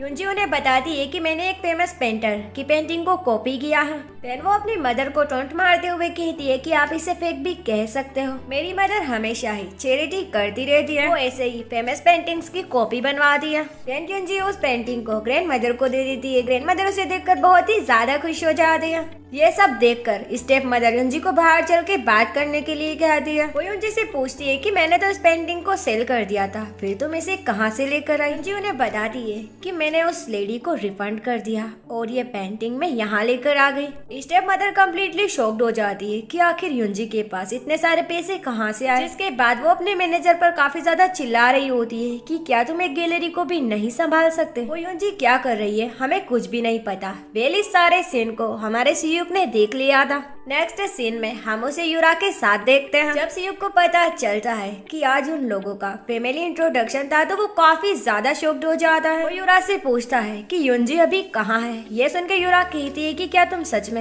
मेरी बहन को वापस पाना चाहते हो, तो मेरे पास एक आइडिया है, तुम्हें मेरी मदद करनी होगी। देन हम डुगुक की मदर को देखते हैं जो कह रही होती है कि युंजी की स्टेप मदर तो सिंड्रेला की स्टेप मदर से भी ज्यादा एविल है। ये सुन के दूना कहती है कि ओहो लगता है युंजी ने आपका दिल चुरा लिया। फ्लैशबैक के थ्रू हमें पता चलता है कि डुगुक की मदर ने युंजी को एक कंडीशन बताई थी कि अगर उसने डुगुक को वापस से तेजा ग्रुप में जाने के लिए कन्विंस कर लिया तो वो लोग युंजी को as a daughter in law accept कर लेंगे। युंजी की फ्रेंड उसे बताती है कि ग्रैंड मदर ने डुगुक को ही सक्सेसर चुना था, पर डुगुक ने वो कंपनी छोड़कर अपनी एक न्यू कंपनी स्टार्ट कर दी। और इधर इन दोनों की बहस चल रही होती है जहाँ सीयुक कहता है कि क्या आपको आपके एम्प्लॉय की जजमेंट पर डाउट है। ये सुन के मिस्टर डू कहता है कि हाँ खासकर तुम्हारे, क्योंकि तुम मुझे नहीं बता सकते कि वो वुमन अच्छी है या फिर नहीं। सेक्रेटरी समझ जाता है कि मैटर अब पर्सनल जा रहा है, इसीलिए वो वहाँ से एक और एम्प्लॉय को बाहर लेकर चला जाता है। डुगुक कहता है कि तुम्हें वर्क को एक्सक्यूज बनाने की जरूरत नहीं है, तुम मुझे सीधे बताओ तुम मुझसे क्या कहना चाहते हो। युंजी मुझसे शादी करना चाहती है। ये सुन के सियुक कहता है कि उसका मतलब ये नहीं था। ये सुन के मिस्टर डू कहता है कि अच्छा तुम उसे इतने ज्यादा अच्छे से जानते हो। सियुक कहता है कि हाँ मुझे पता है वो मुझे कितने टाइम से लाइक करती है, आपको पता नहीं, पर युंजी आपका यूज करना चाहती है। ये सुन के मिस्टर डू कहता है कि कोई बात नहीं, मैं अपना यूज करवाने के लिए तैयार हूँ। और अब मैं युंजी का नाम किसी अदर मैन के मुंह से नहीं सुनना चाहता, तो आगे से अपनी जुबान संभाल कर रखना। ये सुन के सियुक कहता है कि आप युंजी के लिए इतना सब क्यों कर रहे हो। मिस्टर डू कहता है कि एज अ लाइफ पार्टनर ये मेरी ड्यूटी है कि मैं उस पर ट्रस्ट करूं, उससे प्यार करूं और उसे हमेशा प्रोटेक्ट करूं। मैं हमेशा उसके साइड हूं। नेक्स्ट सीन में वो हमारी युंजी को कॉल करके कहता है कि क्या तुम्हें राइड चाहिए। ये सुन के युंजी कहती है कि नहीं, मैं टैक्सी से चली जाऊंगी। मिस्टर डू कहता है कि तुम्हें सब कुछ अकेले हैंडल करने की जरूरत नहीं है, मैं तुम्हारे साथ हूँ। ये सुन के युंजी कहती है कि मैं कोई छोटी बच्ची थोड़ी हूँ, मैं खुद चली जाऊंगी। जैसे ही वो बाहर जाती है उसे सियुक मिल जाता है, जो उसे कहता है कि चलो मैं तुम्हें ड्रॉप कर देता हूँ, वैसे भी मुझे तुमसे लास्ट टाइम बात करनी है। वो युंजी से कहता है कि देखो डुगुक तुम्हारे लिए क्या क्या कर रहा है, मुझे नहीं लगता कि ये प्यार है। इतनी जल्दी उसने तुम्हें अपनी फैमिली से भी मिलवा दिया, इसका क्या मतलब है। युंजी उसे टोंट मारते हुए कहती है कि मैन जिस वुमन को लाइक करते हैं उसके क्लोज जाने के लिए कुछ भी कर सकते हैं, जैसे कि तुम मेरी बहन के क्लोज जाने के लिए मुझसे शादी करने के लिए तैयार थे। मैं सच कह रही हूँ ना। ये सुन के सियुक कहता है कि डुगुक को हमारे रिलेशनशिप के बारे में पता है, मैंने उसे सब बता दिया, फिर भी उसे कोई भी फर्क नहीं पड़ता। क्या तुम इसे भी लव कहोगी। ये सुन के हमारी युंजी कहती है कि वो कितना ज्यादा कूल है ना यार। सियुक कहता है कि क्या तुम्हें पता है सीईओ ने किसी को मारने की कोशिश की थी। ये सुन के युंजी कम्प्लीटली शॉक्ड रह जाती है। उसने अपने ही भाई को बोर्ड से पुश कर दिया था तेजा ग्रुप से जाने का, उसका यही रीजन था। वो इंसान बहुत ही ज्यादा डेंजरस है, तुम्हें उसके साथ नहीं रहना चाहिए। देन उसे अब करके कहता है कि तुम्हें पता है ना मैं तुम्हारी कितनी ज्यादा केयर करता हूँ, पर युंजी यहाँ उसे खुद से दूर रहने के लिए कह दिया। युंजी के अंदर जाने के बाद वहाँ यूरा की एंट्री होती है, जो सियुक को देखकर कहती है कि तुम्हें तो एक एक्टर बनना चाहिए। जब सियुक ने युंजी को हक किया था तो यूरा ने उन दोनों की फोटो क्लिक कर ली थी। उसके बाद हम युंजी को देखते हैं जो अपनी फ्रेंड से उसी केस के बारे में बातें कर रही होती है, तो उसकी फ्रेंड बताती है कि वो एक एक्सीडेंट था, पर डुगुक के भाई ने कहा कि डुगुक ने उसे पुश कर दिया था। नेक्स्ट मॉर्निंग डुगुक को पता चलता है कि उसका बड़ा भाई मैसअप क्रिएट करने की कोशिश कर रहा है और उसकी शादी को ही मोहरा बनाया जा रहा है। ये सब देखकर डुगुक कहता है कि ये शादी मेरे और युंजी के बीच की बात है, ना कि दो कंपनीज की। उसके बाद हम डुगुक के भाई को देखते हैं जो एक प्रोजेक्ट की अनाउंसमेंट कर रहा होता है, तभी वहाँ एंट्री होती है हमारे डुगुक की। डुगुक कहता है कि तुमने तो कहा कि ये एक बहुत ही बड़ा प्रोजेक्ट है, फिर तुमसे ये मिस्टेक कैसे हो सकती है। जिसके बाद वो उस प्रोजेक्ट के बारे में बहुत ही ज्यादा डिटेल्स में बताने लगता है। डुगुक अपने भाई से कहता है कि शायद आपको इसे एक बार और देखना चाहिए। ये सुन के डुगुक के भाई को बहुत ही ज्यादा गुस्सा आता है। वो अपने मैनेजर से पूछता है कि ये सब क्या है। डुगुक कहता है कि मेरी कंपनी तेजा ग्रुप के साथ कोलैब करने के लिए तैयार है। ये सुन के जंगवू का दिमाग खराब हो जाता है। पहले ये न्यूज जब ग्रैंड मदर को मिलती है तो वो तो बहुत ही ज्यादा खुश हो जाती है। तभी युंजी के ग्रैंड फादर उन्हें कॉल करते हैं, पर इन्होंने क्या बात की है अभी हमें दिखाया नहीं जाता। युंजी के फादर भी यहाँ बिजनेस रिलेटेड बात करने के लिए आए थे। उसके बाद हम ग्रैंड मदर को ग्रैंड फादर के सामने देखते हैं। इन दोनों की बातों से हमें पता चलता है कि पास्ट में कभी ग्रैंडफादर ने ग्रैंड मदर से पैसे ले लिए थे। आज वो इंटरेस्ट के साथ वो पैसे वापस करते हुए कहते हैं कि प्लीज आप युंजी का ख्याल रखना, उसने बहुत ही ज्यादा हार्ड टाइम को फेस किया है। डुगू की ग्रैंड मदर गुस्से में कहती है कि मुझे ये पैसे नहीं चाहिए, तुम्हें पता भी है तुमने मेरे खून पसीने की कमाई को चुरा लिया था और तुम्हारे उन्हें टच करने की वजह से अब वो पैसे गंदे हो चुके हैं, मुझे नहीं चाहिए। अब मैं ऐसे प्रिटेंड करूंगी जैसे मैंने कुछ भी सुना नहीं हो, गुड बाय। ये देखकर ग्रैंडफादर नीचे बैठकर उनसे रिक्वेस्ट करने लगते हैं कि प्लीज तुम मुझे माफ कर दो, पर वो कुछ ठीक करने के बजाय यहाँ और भी काम को बिगाड़ देते हैं।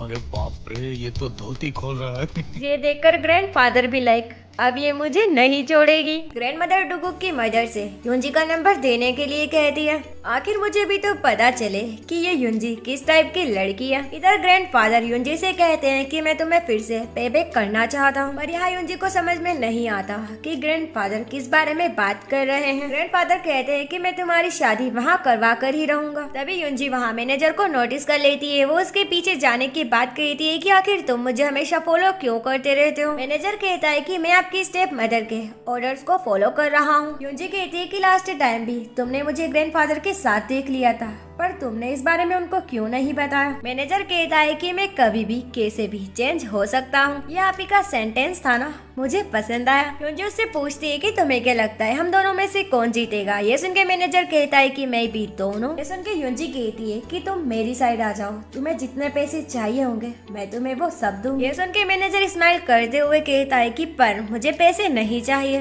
वैसे मैं इस बारे में सोचूंगा कि मुझे किसकी टीम में होना चाहिए। पहले सीन यहीं पर कट हो जाता है। नेक्स्ट सीन में कुकिंग क्लास का दिखाया जाता है, जहाँ युंजी को कुकिंग करते हुए देखकर डुगुक की मदर उसकी वीडियो बनाने लगती है। पर जैसे ही युंजी उनकी तरफ देखती है तो डुगुक की मदर अपने फेस को टर्न करके कहती है कि वैसे मैं इसे अवॉइड क्यों कर रही हूँ। जिसके बाद वो अचानक से युंजी के पास चली जाती है। वो युंजी के केक को देखकर कहती है कि क्या तुम ये मेरे बेटे को देने वाली हो, और उसे कुछ टिप्स देने लगती है। देन हम डुगुक को देखते हैं जो जब अपने घर आता है तो युंजी उसे वहाँ देखकर कहती है कि तुम यहाँ, तुमने मुझे कॉल नहीं किया, तुम्हें मुझे कॉल करके बताना चाहिए ना कि तुम यहाँ आने वाले हो। ये सुन के डुगुक कहता है कि मुझे भूख लगी थी इसलिए मैं कुछ खाने के लिए आया हूँ। ये सुन के वो जल्दी से अपने केक को डस्टबिन में फेंकने लगती है, पर डुगुक उसे ऐसा नहीं करने देता। क्या ये तुमने बनाया है? चलो मैं इसे टेस्ट करके देखता हूँ। लगता है युंजी ने इसमें अंबुजा सीमेंट का यूज किया है। वेल उस केक पर बहुत ही ज्यादा मेहनत करने के बाद फाइनली डुगुक उस केक को टेस्ट करता है एंड उसका फेस देखकर हम समझ सकते हैं कि वो केक कैसा बना होगा। युंजी कहती है कि रुको मैं तुम्हारे लिए रामियन बना देती हूँ। तभी डुगुक वहाँ आकर उसकी मदद करता है एंड इस पॉइंट पर हमारी युंजी की हार्ट बीट बहुत ही ज्यादा फास्ट हो जाती है। युंजी उसे कहती है कि तुम मुझे बिना कॉल किए कैसे आ गए। ये सुन के डुगुक कहता है कि मैं तुम्हें देखना चाहता था। जिसके बाद ये दोनों साथ बैठकर रामियन खाने लगते हैं। तभी अचानक से डुगुक कहता है कि अगर मैं इस फेक शादी को रियल शादी बनाना चाहूँ तो। युंजी शॉक्ड होकर कहती है कि तुम्हारा क्या मतलब है। तो डुगुक कहता है कि तुम अच्छे से जानती हो कि इसका क्या मतलब है। जब एक मैन एक वुमन से ऐसे बात करे तो उसका क्या मतलब होता है। युंजी को यहाँ सीयू की बातें याद आती है और वो कहती है कि नहीं ऐसा नहीं हो सकता, मेरे पास ज्यादा टाइम नहीं है। ये सुन के डुगुक उससे पूछता है कि फिर तुम्हारे पास कितना टाइम है। वो अपने हाथ को देखकर कहती है कि बस 1 साल। वेल युंजी के हाथ पर एक डेट लिखी हुई थी।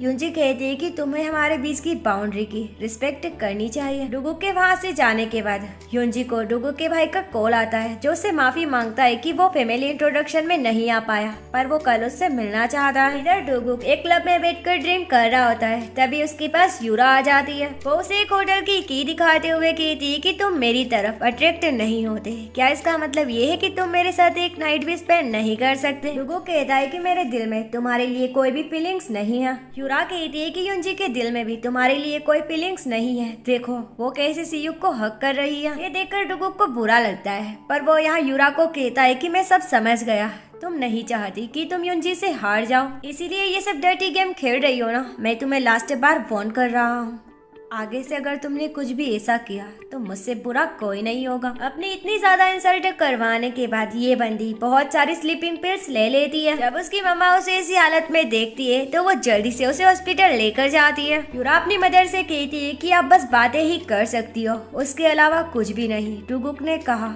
कि मुझसे अच्छी वो युंजी है। ये सब देखने के बाद युंजी की मदर को डुगुक और युंजी पर बहुत ही ज्यादा गुस्सा आता है। फिर हम डुगुक के भाई को देखते हैं जो डुगुक को कॉल करके कहता है कि मैं देखना चाहता हूँ कि आखिर वो लड़की कैसी है जिसकी वजह से तुम इतने ज्यादा चेंज हो गए। वैसे वो दिखने में बहुत ही ज्यादा प्रीटी है, पर वो जब रोएगी तो शायद और भी ज्यादा प्रीटी लगेगी। ये सुन के डुगुक उससे पूछता है कि अभी तुम कहाँ हो। डुगुक जल्दी से उस लोकेशन पर पहुंच जाता है, पर वहां पानी को देखकर उसे फिर से वही एक्सीडेंट याद आता है जहां वो सारे ही लोगों से अपने भाई की मदद करने के लिए कह रहा होता है। वेल ये सब याद आने के बाद डुगुक की हालत यहाँ बहुत ही ज्यादा खराब हो जाती है। तभी उसके पास युंजी आ जाती है। पर फिर भी डुगुक एक भी स्टेप आगे नहीं बढ़ पाता। डुगुक की ऐसी हालत देखने के बाद यूनजी उसके पास आ जाती है तो डुगुक कहता है कि तुमने तो कहा था कि मुझे लाइन को क्रॉस नहीं करना है, पर अब तुमने ही लाइन को क्रॉस कर दिया। एंड वो यहीं पर बेहोश हो जाता है। पहले सब सीन देखने के बाद डुगुक का भाई बहुत ही ज्यादा एंजॉय कर रहा होता है। वो कहता है कि तुम बस एक्टिंग कर रहे थे कि तुम ठीक हो, पर अभी भी तुम पहले जैसे ही हो। हम डुगुक को देखते हैं जिसे हॉस्पिटल में लाया जाता है, पर जैसे ही हमारी यूनजी उसे देखने के लिए आती है तो उसे डुगुक कहीं पर भी नहीं मिलता। जिसके बाद वो काफी ज्यादा परेशान होकर डुगुक को फाइंड करने लगती है। तभी उसे एक पर्सन को देखकर लगता है कि शायद यही डुगुक है। वो उस पर्सन के क्लोज जाने लगती है। तभी एक पेशेंट से वो टकराने ही वाली होती है कि वहाँ हमारा डुगुक आ जाता है। यूनजी शॉक्ड होकर पूछती है कि तुम यहाँ क्या कर रहे हो, तुम कहाँ चले गए थे। डुगुक कहता है कि मैं तो तुम्हें ही ढूंढ रहा था, अब तुम्हें मेरे लिए बिल्कुल भी परेशान होने की जरूरत नहीं है, देखो मैं एकदम ठीक हूँ। यूनजी कहती है कि तुम्हें हॉस्पिटल में ही रहना चाहिए। ये सुन के डुगुक कहता है कि नहीं, मैं घर जाकर रेस्ट करना चाहता हूँ। उसके बाद हम डुगुक को घर पर देखते हैं जहाँ वो बहुत ही ज्यादा परेशान होता है। नेक्स्ट मॉर्निंग हमारी यूनजी की नींद डोरबेल की आवाज से खुलती है। वेल यहाँ एक लेडी आई हुई होती है जो खुद को डुगुक का फ्रेंड बताकर डुगुक के रूम में चली जाती है। ये सब देखकर यूनजी सोच रही होती है कि आखिर ये सब क्या चल रहा है। थोड़ी देर बाद वो लेडी वापस आकर उसे बताती है कि मैं डुगुक की डॉक्टर हूँ। पिछले 4-5 सालों से डुगुक एकदम ठीक था, पर सडनली उसकी हालत खराब हो चुकी है। एंड यहाँ वो यूनजी को ये भी बता देती है कि डुगुक को पैनिक डिसऑर्डर है। तभी वहाँ डुगुक आकर डॉक्टर के ऊपर चिल्लाने लगता है कि आपको आपके पेशेंट के बारे में ऐसे किसी को भी नहीं बताना चाहिए। जिसके बाद वो डॉक्टर को वहाँ से भेज देता है। एंड वो यूनजी से कहता है कि ये सीरियस मैटर नहीं है। ये सुन के यूनजी कहती है कि क्या कुछ है जो मुझे पता होना चाहिए। डुगुक कहता है कि तुम्हें मेरे भाई को इग्नोर करना होगा, बस मैं यही चाहता हूँ। डुगुक के वहाँ से जाने के बाद डुगुक का भाई यूनजी को कॉल करके उससे मिलने के लिए कहता है, पर इस बार हमारी यूनजी साफ मना कर देती है। जिसके बाद जंगवुक कहता है कि मैं तुम्हें कुछ बताना चाहता हूँ। ये सीन यहीं पर कट हो जाता है। नेक्स्ट सीन में हम हमारी यूनजी को ग्रैंड मदर के पास देखते हैं। ग्रैंड मदर कहती है कि तुम्हारे फादर को बिजनेस में मेरी मदद चाहिए, इसके बारे में तुम क्या कहना चाहोगी। वैसे तुम्हारे सजेशन के ऊपर ही डिपेंड करेगा कि तुम्हारी शादी मेरे ग्रैंडसन से होगी या नहीं। पर यहाँ यूनजी का सजेशन ग्रैंड मदर को इतना ज्यादा पसंद आता है कि वो तो यूनजी से इम्प्रेस ही हो जाती है। एंड नेक्स्ट सीन में इन दोनों की शादी की बातें हो रही होती है। तभी वहाँ एंट्री होती है जंगवुक की। एंड उसके फेस से हम देख सकते हैं कि वो बिल्कुल भी खुश नहीं है। यूनजी उसे देखकर जब ग्रीट करने लगती है तो डुगुक उसका हाथ पकड़कर उसे बैठने के लिए कहता है। जिसके बाद ये लोग फिर से शादी की बातें करने लगते हैं। डुगुक की मदर यूनजी से कहती है कि मुझे तुम्हारी मम्मा का नंबर चाहिए, मुझे उनसे कुछ बात करनी है। यूनजी कहती है कि आप मुझे बता सकती हो, वैसे भी मेरी मदर को मेरी शादी में कोई भी इंटरेस्ट नहीं है। उसके बाद हम यूनजी की मदर को देखते हैं जिसे पता चल जाता है कि ग्रैंडफादर ग्रैंड मदर से मिले थे, यानी कि चेयरवुमन से। उसके बाद हम सीयुक को देखते हैं जिसे वेडिंग ड्रेस शॉप से कॉल आता है। वो उसे बताते हैं कि आज यूनजी यहाँ ड्रेस ट्राई करने के लिए आने वाली है, तो आपको भी उनके साथ आना चाहिए। ये सुन के सीयुक को एक अच्छी अपॉर्चुनिटी लगती है। इधर यूरा शादी का कार्ड देखने के बाद जोर जोर से हंसने लगती है, यानी कि अब वो पागल हो चुकी है। ये सब देख के उसके फादर कहते हैं कि तुम्हें कल एक ब्लाइंड डेट पर जाना है। पहले यहाँ यूरा इसके लिए आसानी से हाँ कर देती है। देन वो यूनजी से कहती है कि मैं तुम्हारी शादी में नहीं आ पाऊंगी क्योंकि उसी दिन मेरे फ्रेंड की पार्टी है। अब तुम्हारा बुके कौन कैच करेगा, क्योंकि तुम्हारे तो कोई दोस्त भी नहीं है। नेक्स्ट मॉर्निंग हम इन दोनों को देखते हैं जो अपनी वेडिंग ड्रेस को ट्राई करने के लिए जाते हैं। वेल ये वही शॉप होती है जहाँ सीयुक और यूनजी ने अपनी वेडिंग ड्रेस ट्राई की थी। सीयुक जैसे ही अंदर जाता है तो स्टाफ उससे माफी मांगने लगता है कि हमसे गलती हो गई, आपका कोई भी रिजर्वेशन नहीं है। उसके बाद हम यूनजी को देखते हैं जो जैसे ही अपनी वेडिंग ड्रेस पहन कर आती है तो वो बहुत ही ज्यादा ब्यूटीफुल लग रही होती है। यहाँ हमारी यूनजी को स्माइल करने के लिए कहा जाता है, पर वो स्माइल नहीं करती। तभी उसकी नजर सीयुक पर पड़ती है जो बस उसे ही देखे जा रहा होता है। सीयुक कहता है कि क्या दूसरे आदमी से शादी करना बस यही तुम्हारे लिए काफी नहीं था, शायद इसीलिए तुम वेडिंग ड्रेस भी यहीं से ले रही हो जहाँ से हम दोनों ने वेडिंग ड्रेस लेने का डिसाइड किया था। मेरी इंसल्ट करने की तुम्हारी हिम्मत हुई कैसे। वो जैसे ही हमारी यूनजी के क्लोज जाने ही वाला था कि बीच में हमारा डुगुक आ जाता है। कहता है कि आज तुम बिल्कुल भी खुश दिखाई नहीं दे रही, जब हम दोनों की शादी होने वाली थी तो तुम कितनी ज्यादा एक्साइटेड थी। डुगुक जब उसे बकवास बंद करने के लिए कहता है तो सीयुक कहता है कि मैं तो बस अपने चाइल्डहुड फ्रेंड को ब्लेसिंग्स देने के लिए आया हूँ। यूनजी हो सके तो खुश रहना, पर मुझे नहीं लगता कि ऐसा कभी हो भी पाएगा। उसके बाद हम यूरा की मदर को देखते हैं जो जंगवुक के साथ होती है। वो यहाँ जंगवुक को बता देती है कि ग्रैंडफादर चेयर वुमन से मिले थे और उन्होंने चेयर वुमन को बहुत सारे पैसे भी ऑफर किए। आसान शब्दों में कहा जाए तो युनजी की मदर जंगवुक को अपने साइड करने की कोशिश कर रही है, जिसके बाद हम जंगवुक को देखते हैं जो हमारी युनजी को कॉल करके मिलने के लिए बुलाता है। दूसरी तरफ हम यूरा को देखते हैं जो अपनी ब्लाइंड डेट पर जाके उस बंदे की इंसल्ट करने लगती है। उसके सारे काले चिट्टे ओपन करने के बाद वो उस लड़की को प्ले बॉय तक कह देती है। फिर अब अपनी इतनी ज्यादा इंसल्ट कौन होने दे सकता है, तो वो बंदा भी भड़क कर यूरा पे हमला करने ही वाला था। तभी बीच में जंगवुक टपक जाता है। जंगवुक यहाँ उस बंदे को हिट कर देता है तो वो बंदा कहता है कि तुम जानते भी हो कि मैं कौन हूँ, क्या तुम ये सब हैंडल कर पाओगे। जंगवुक की नजर जब यूरा पर पड़ती है तो वो बस यूरा को देखता ही रह जाता है। नेक्स्ट सीन में हम जंगवुक को युनजी के साथ देखते हैं जहाँ वो युनजी को बताता है कि हम दोनों का बैकग्राउंड एक जैसा ही है। ना तुम्हारी फैमिली में कोई तुम्हारे साथ है और ना ही मेरी फैमिली में कोई मेरे साथ है। मेरी मम्मा के जाने के बाद मेरे फादर ने डुगुक की मदर से शादी कर ली, उसके बाद डुगुक और डूना हुए। ये सब सुन के युनजी कहती है कि देखो मैं यहाँ फैमिली बैकग्राउंड डिस्कस करने के लिए नहीं आए हूँ। ये सुन के जंगवुक कहता है कि क्या तुम ये जानना चाहती हो कि मेरे लेग्स के साथ क्या हुआ है। तुम आज यहाँ इसीलिए हो ना क्योंकि तुम डुगुक पर ट्रस्ट नहीं करती। युनजी कहती है कि मुझे पता है डुगुक कभी भी ऐसा नहीं कर सकता और मुझे तुम्हारा एटीट्यूड बिल्कुल भी पसंद नहीं आया। तुम वो पर्सन हो जो दूसरे पर्सन को मैनिपुलेट करने की कोशिश करता है और तुम्हारे इस एटीट्यूड से पता चलता है कि तुम खुद ट्रस्ट के लायक नहीं हो। ये सुन के जंगवुक उससे पूछता है कि तुम डुगुक से शादी क्यों कर रही हो। इसीलिए ना क्योंकि तुम्हारे फादर की कंपनी को पैसों की जरूरत है। इसके बदले में डुगुक की फैमिली तुम्हें सपोर्ट करेगी। दैट्स व्हाई तुम्हें मेरे साथ कोऑपरेट करना चाहिए। वो आगे और कुछ कह पाता उससे पहले वहाँ डुगुक आकर कहता है कि तुम मेरी वुमन से दूर रहो। जंगवुक कहता है कि मैं तो बस अपनी भाभी को देखने के लिए आया था। क्या तुम्हें गुस्सा आ रहा है? तुम फिर से मुझे उसी तरह से पुश करने वाले हो। इस बार डुगुक के गुस्से का पारा हाई हो जाता है एंड वो सच में जंगवुक को पुश कर देता है। ये सारा नजारा यूरा भी देख रही होती है। देन वो अपनी मदर से कहती है कि मुझे जंगवुक के साथ शादी करनी है। अब पता नहीं इस शादी लड़की के दिमाग में क्या क्या चल रहा है। इधर डुगुक युनजी से कहता है कि मैंने तुमसे बस एक फेवर करने के लिए कहा था कि तुम उस जंगवुक से नहीं मिलोगी, तुमने मेरी एक बात भी नहीं मानी। युनजी कहती है कि मुझे तुम्हारी फिक्र हो रही थी, बस इसीलिए मैं उससे मिलने के लिए गई थी। डुगुक गुस्से में कहता है कि मैंने तुमसे कहा ना मैं एकदम ठीक हूँ, फिर ऐसा क्यों किया। युनजी कहती है कि तुम जंगवुक की वजह से अपनी फैमिली के पास नहीं जा सकते, तुम अच्छे से सो भी नहीं पाते। उस दिन तुम्हारी हालत को मैं कभी भी नहीं भूल सकती। मैं तुम्हें दोबारा उस डेंजर सिचुएशन में नहीं देखना चाहती। युनजी गुस्से में कुछ ऐसा कह देती है जो उसे नहीं कहना चाहिए था। उसके बाद युनजी को देखते हैं जिसे मैनेजर कॉल करके बताता है कि तुम्हारी स्टेप मदर तुम्हारे ग्रैंडफादर पर नजर रखे हुए हैं। फिर हम चेयर वुमन को देखते हैं जो हमारी युनजी को एक शमन के पास लेकर जाती है। यहाँ इन लोगों की बातों से हमें पता चलता है कि ग्रैंडफादर की वजह से एक प्रेग्नेंट लेडी की मौत हो चुकी है। उस दिन के बाद से वो कभी भी चैन से नहीं जी पाए। जिसके बाद वो शमन के पास आए थे। शमन ने उन्हें कहा कि आपके बेटे को किसी लड़की को एडॉप्ट करना होगा और वो बच्चा ऑर्फन से होना चाहिए। तभी अचानक से वो शमन हमारी युनजी को देखकर कहती है कि तुम्हें देखकर ऐसा लगता है कि ना तो तुम जिंदा हो ना ही तुम मर चुकी हो।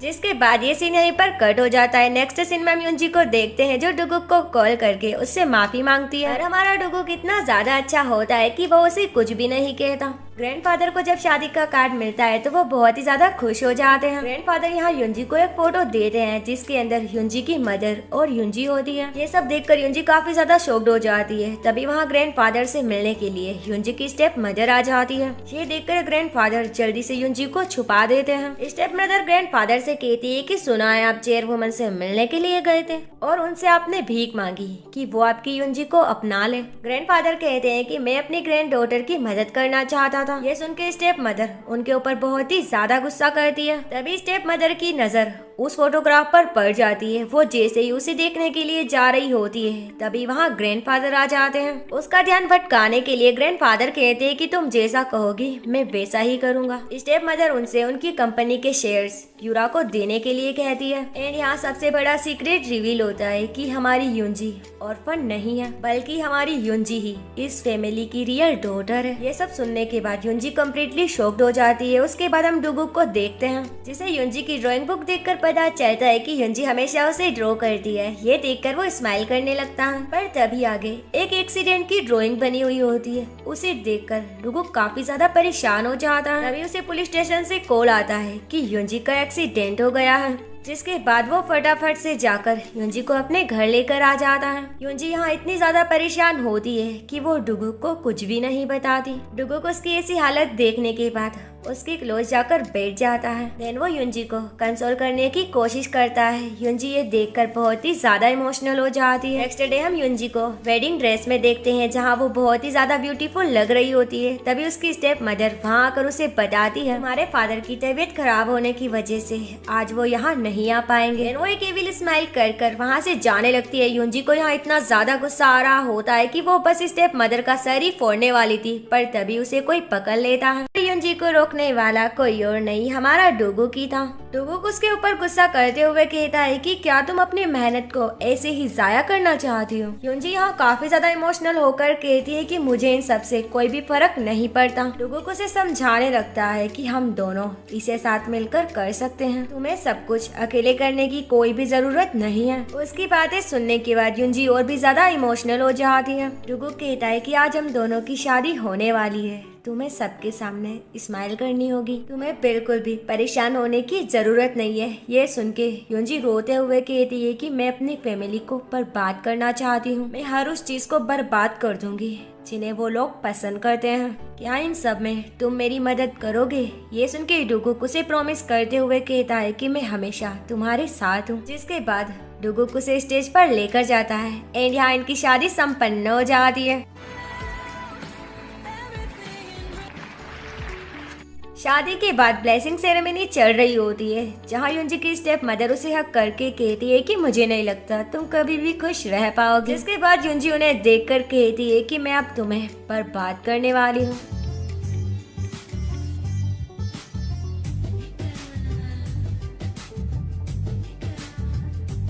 युरा को व्हाइट ड्रेस में देखकर सारे ही लोग शॉक्ड हो जाते हैं कि ये तो वेडिंग ड्रेस जैसा लग रहा है ना। तभी युरा बताती है कि मेरी फ्रेंड की पार्टी में व्हाइट ही थीम था। युरा युंजी के साथ एक फोटो क्लिक करने के बाद उसे पोस्ट कर कहती है कि देखो सारे ही लोग बस मेरी ही तारीफ कर रहे हैं। युंजी डुगुक का हाथ पकड़कर कहती है कि तुम अपनी ऑनलाइन लाइफ में खुश रहो, मैं अपनी रियल लाइफ में अपने लव के साथ बहुत ही ज्यादा खुश हूँ। वैसे तुम्हें भी कोई ना कोई पार्टनर मिल ही जाएगा। उसके बाद इन दोनों की फर्स्ट नाइट होती है, जहाँ हमारा डुगुक युंजी को अपने साथ ड्रिंक करने के लिए कहता है, पर युंजी ऐसा करने से साफ मना कर देती है। फिलहाल मुझे रेस्ट करना है और आज तुमने जो कुछ भी मेरे लिए किया उसके लिए थैंक्स। जिसके रिप्लाई में डुगुक कहता है कि गुड नाइट, अपना ख्याल रखना। वेल यहाँ ये दोनों ही एक दूसरे से कुछ कहना चाहते थे, पर कोई भी नहीं कहता। नेक्स्ट मॉर्निंग डुगुक को पता चलता है कि युंजी तो ट्रिप पर गई है एंड ये देखकर वो सोचता है कि क्या बात है, मेरी ब्राइड तो अकेले ही हनीमून पर चली गई। जिसके बाद उसे मिलती है हमारी युंजी की डायरी। नेक्स्ट सिनेमा में युंजी को दिखाया जाता है जो एक बीच पर बैठ के सारे कपल्स को देख रही होती है। तभी उसके पास हमारा डुगुक आ जाता है। युंजी डुगुक को देखकर काफी ज्यादा शॉक्ड होकर कहती है कि तुम यहाँ कैसे। जिसके बाद ये दोनों वहाँ बैठकर बहुत सारी बातें करते हैं, जहाँ डुगुक उसे बताता है कि उसने अपने भाई को पानी में पुश नहीं किया था, बल्कि वो तो अपनी मम्मा को फाइंड करने के लिए गया था, जिसमें उसने मेरी मदद मांगी थी। जब वो बाहर आया तो सारे ही लोग ये कहने लगे कि मैंने उसे पुश कर दिया। मैंने अपने फादर को बताया कि मैंने उसे पुश नहीं किया था, पर उन्होंने मेरी कोई भी बात नहीं सुनी और तब से ही मुझे पानी से डर लगता है। युंजी कहती है कि अब दोबारा कभी भी मैं तुम्हारे भाई से मिलूं तो तुम इंटरफेयर मत करना। ये सुन के डुगुक युंजी की तरफ देखकर कहता है कि तुम्हें क्या लगता है मैं यहाँ क्यों आया हूँ। ये सुन के युंजी कहती है कि ये मुझे कैसे पता होगा। डुगुक कहता है कि मैं तुम्हें मिस कर रहा था, इसलिए मैं यहाँ आ गया। यहाँ डुगुक फाइनली अपनी फीलिंग कन्फेस कर देता है। उसके बाद हम सियुक को देखते हैं जो एकदम देवदास बना हुआ था। वो सोच रहा होता है कि युंजी और डुगुक अभी कितने ज्यादा मजे कर रहे होंगे। तभी उसे अपनी क्रश का कॉल आता है, यानी कि युरा उसे अपने पास बुलाती है। फिर हम युरा को देखते हैं जिसकी एक बंदे से फाइट हो जाती है। तभी वहाँ सियुक की एंट्री होती है। ये सारा कुछ नजारा देखने के बाद सियुक उस बंदे को किक मार देता है। उस बंदे का सर फोड़ने के बाद ये दोनों वहाँ से भागने लगते हैं। युरा ने यहाँ सियुक का हाथ पकड़ रखा था, इस वजह से वो बहुत ज्यादा ब्लश करने लगता है। ये देखकर युरा कहती है कि क्या तुम पागल हो गए हो, ऐसे ब्लश क्यों कर रहे हो। सियुक कहता है कि आज तुमने जो किया वो कितना ज्यादा कूल था ना। युरा कहती है कि तुम कितने ज्यादा क्यूट लग रहे हो एंड ऐसा कुछ कर देती है। उसके बाद हम डुगुक को देखते हैं जो बाथरूम में ट्रांसपेरेंट ग्लास को देखने के बाद युंजी से कहता है कि पहले तुम शावर लेना चाहोगी या फिर मैं जाऊं। युंजी ये देखकर बहुत ही ज्यादा डर जाती है। देन वो डुगुक को पीछे पुश कर कहती है कि पहले मैं जाऊंगी। देन उसके फेस पर ब्लैंकेट डालकर कहती है कि तुम ऐसे प्रिटेंड करना जैसे तुम मर गए हो। डुगुक कहता है कि 1 मिनट, अगर हम दोनों एक दूसरे को शावर लेते हुए देखे तो ये फेयर होगा ना। युंजी गुस्से में उसे बकवास बंद करने के लिए कहती है कि ये किस तरीके की अजीब लॉजिक बता रहे हो। डुगुक स्माइल करते हुए कहता है कि पहले मैं जाऊंगा। देन वो रिमोट के बटन को प्रेस करने के बाद ट्रांसपेरेंट ग्लास को चेंज कर देता है। ये देखकर युंजी गुस्से में कहती है कि ये तुमने मुझे पहले क्यों नहीं बताया। डुगुक कहता है कि तुमने मुझे बताने का मौका कब दिया, तुम तो ऐसे ही मुझे पुश कर रही थी। वैसे क्या तुम कुछ देखना चाहती हो। ये सुन के हमारी युंजी ब्लैंकेट के अंदर ही घुस जाती है। डुगुक जब शावर लेने के बाद बाहर आता है तो वो देखता है कि युंजी तो सो चुकी है। डुगुक यहाँ युंजी को उठाने की कोशिश करता है पर वो नहीं उठती। वेल यहाँ युंजी बस सोने की एक्टिंग कर रही होती है। उसके बाद डुगुक अपनी जगह जाकर सो जाता है। उसके बाद हम सियुक को देखते हैं जिसकी नेक्स्ट मॉर्निंग कुछ ऐसे हालात में होती है। वो अपने सामने यूरा को देखकर बहुत ही ज्यादा खुश हो जाता है। सियुक यूरा से कहता है कि क्या तुम ठीक हो, अब हमें अपने रिलेशनशिप के बारे में सबको बता देना चाहिए। ये सुन के यूरा तो कम्प्लीटली शॉक्ड हो जाती है कि भाई ये कब हुआ। तभी टीवी में न्यूज चल रही होती है कि जंग वुक ने कुछ ना कुछ कांड फिर से कर दिया है। उसके बाद हम डुगुक को देखते हैं जो युंजी के साथ बीच पर गया होता है। यहाँ युंजी उसके डर को खत्म करने के लिए उसे पानी में आने के लिए कहती है। युंजी यहाँ उसे नेचर को फील करने के लिए कहती है और डुगुक यहाँ उसके हैंड पर किस कर देता है। ये देखकर युंजी पूछती है कि तुम ये क्या कर रहे हो। डुगुक कहता है कि मैं बस फील करना चाहता था। उसके बाद ये दोनों यहाँ पर बहुत ही ज्यादा मस्ती करते हैं। देना में नाइट का सीन दिखाया जाता है जहाँ डुगुक कहता है कि अब मैं भी बेड पर ही सोने वाला हूँ। ये सुन के युंजी कहती है कि ठीक है तुम यहाँ सो जाओ, मैं वहाँ सो जाऊंगी। डुगुक उससे कहता है कि लगता है तुम मुझे देखकर कंट्रोल नहीं कर पाओगी। जिसके बाद युंजी उन दोनों के बीच एक लाइन बना देती है। देन डुगुक युंजी से कहता है कि क्या तुम किसी चीज से डर रही हो। आज पूरा दिन तुम मेरे साथ थी पर फिर भी बिल्कुल भी खुश नहीं थी। तुम्हें देखकर लगता है कि शायद तुम ये सब दोबारा कभी भी नहीं करने वाली। ये तुम्हारा लास्ट टाइम है और यही वो रीजन है जिस वजह से तुम मुझे खुद से दूर रखना चाहती हो। क्या तुम इसीलिए डर रही हो कि हम दोनों कभी भी साथ नहीं रह पाएंगे। युंजी उसकी बातों को सुनने के बाद बहुत ही ज्यादा टची फील करती है। देन वो डुगुक से कहती है कि अगर तुम ऐसे ही बातें करते रहे तो मैं सो नहीं पाऊंगी, इसलिए मैं यहाँ से जा रही हूँ। और यहाँ डुगुक उसे रोक कर कहता है कि क्या तुम्हें मुझ पर ट्रस्ट नहीं है। क्या तुम्हें ये लगता है कि मेरी फीलिंग्स रियल नहीं है। ये सुन के युंजी उसकी तरफ देखकर कहती है कि मुझे तुम पर ट्रस्ट नहीं है। जब भी मैंने किसी पर ट्रस्ट किया है तो आखिर में सब कुछ गलत ही पाया है। ये सब सुनने के बाद डुगुक काफी ज्यादा हैरान होकर पूछता है कि तुम कहना क्या चाहती हो। तो युंजी उसे बताती है कि क्या तुम्हें पता है मैं ही रियल डॉटर हूँ, मेरे फादर की रियल डॉटर मैं हूँ। ये सब कहने के बाद युंजी बहुत ही ज्यादा इमोशनल हो जाती है। तो डुगुक कहता है कि तुम्हें मेरे सामने इतना ज्यादा स्ट्रॉन्ग बनने की कोई जरूरत नहीं है, तुम रो सकती हो, तुम टेंशन मत लो, मैं हमेशा तुम्हारे साथ हूँ। देन युंजी कहती है कि पर मैं ऐसा नहीं कर सकती, मैं कभी भी लव नहीं कर सकती। ये सुन के डुगुक कहता है कि पर मैं कर सकता हूँ, तुम्हें मेरा जैसे यूज करना है तुम कर सकती हो। युंजी यहाँ उसे अपनी हेल्प करने के लिए कहती है। तो डुगुक कहता है कि क्या तुम इसके लिए श्योर हो। युंजी उसे अश्योर करते हुए कहती है कि मैं इसके लिए रेडी हूँ।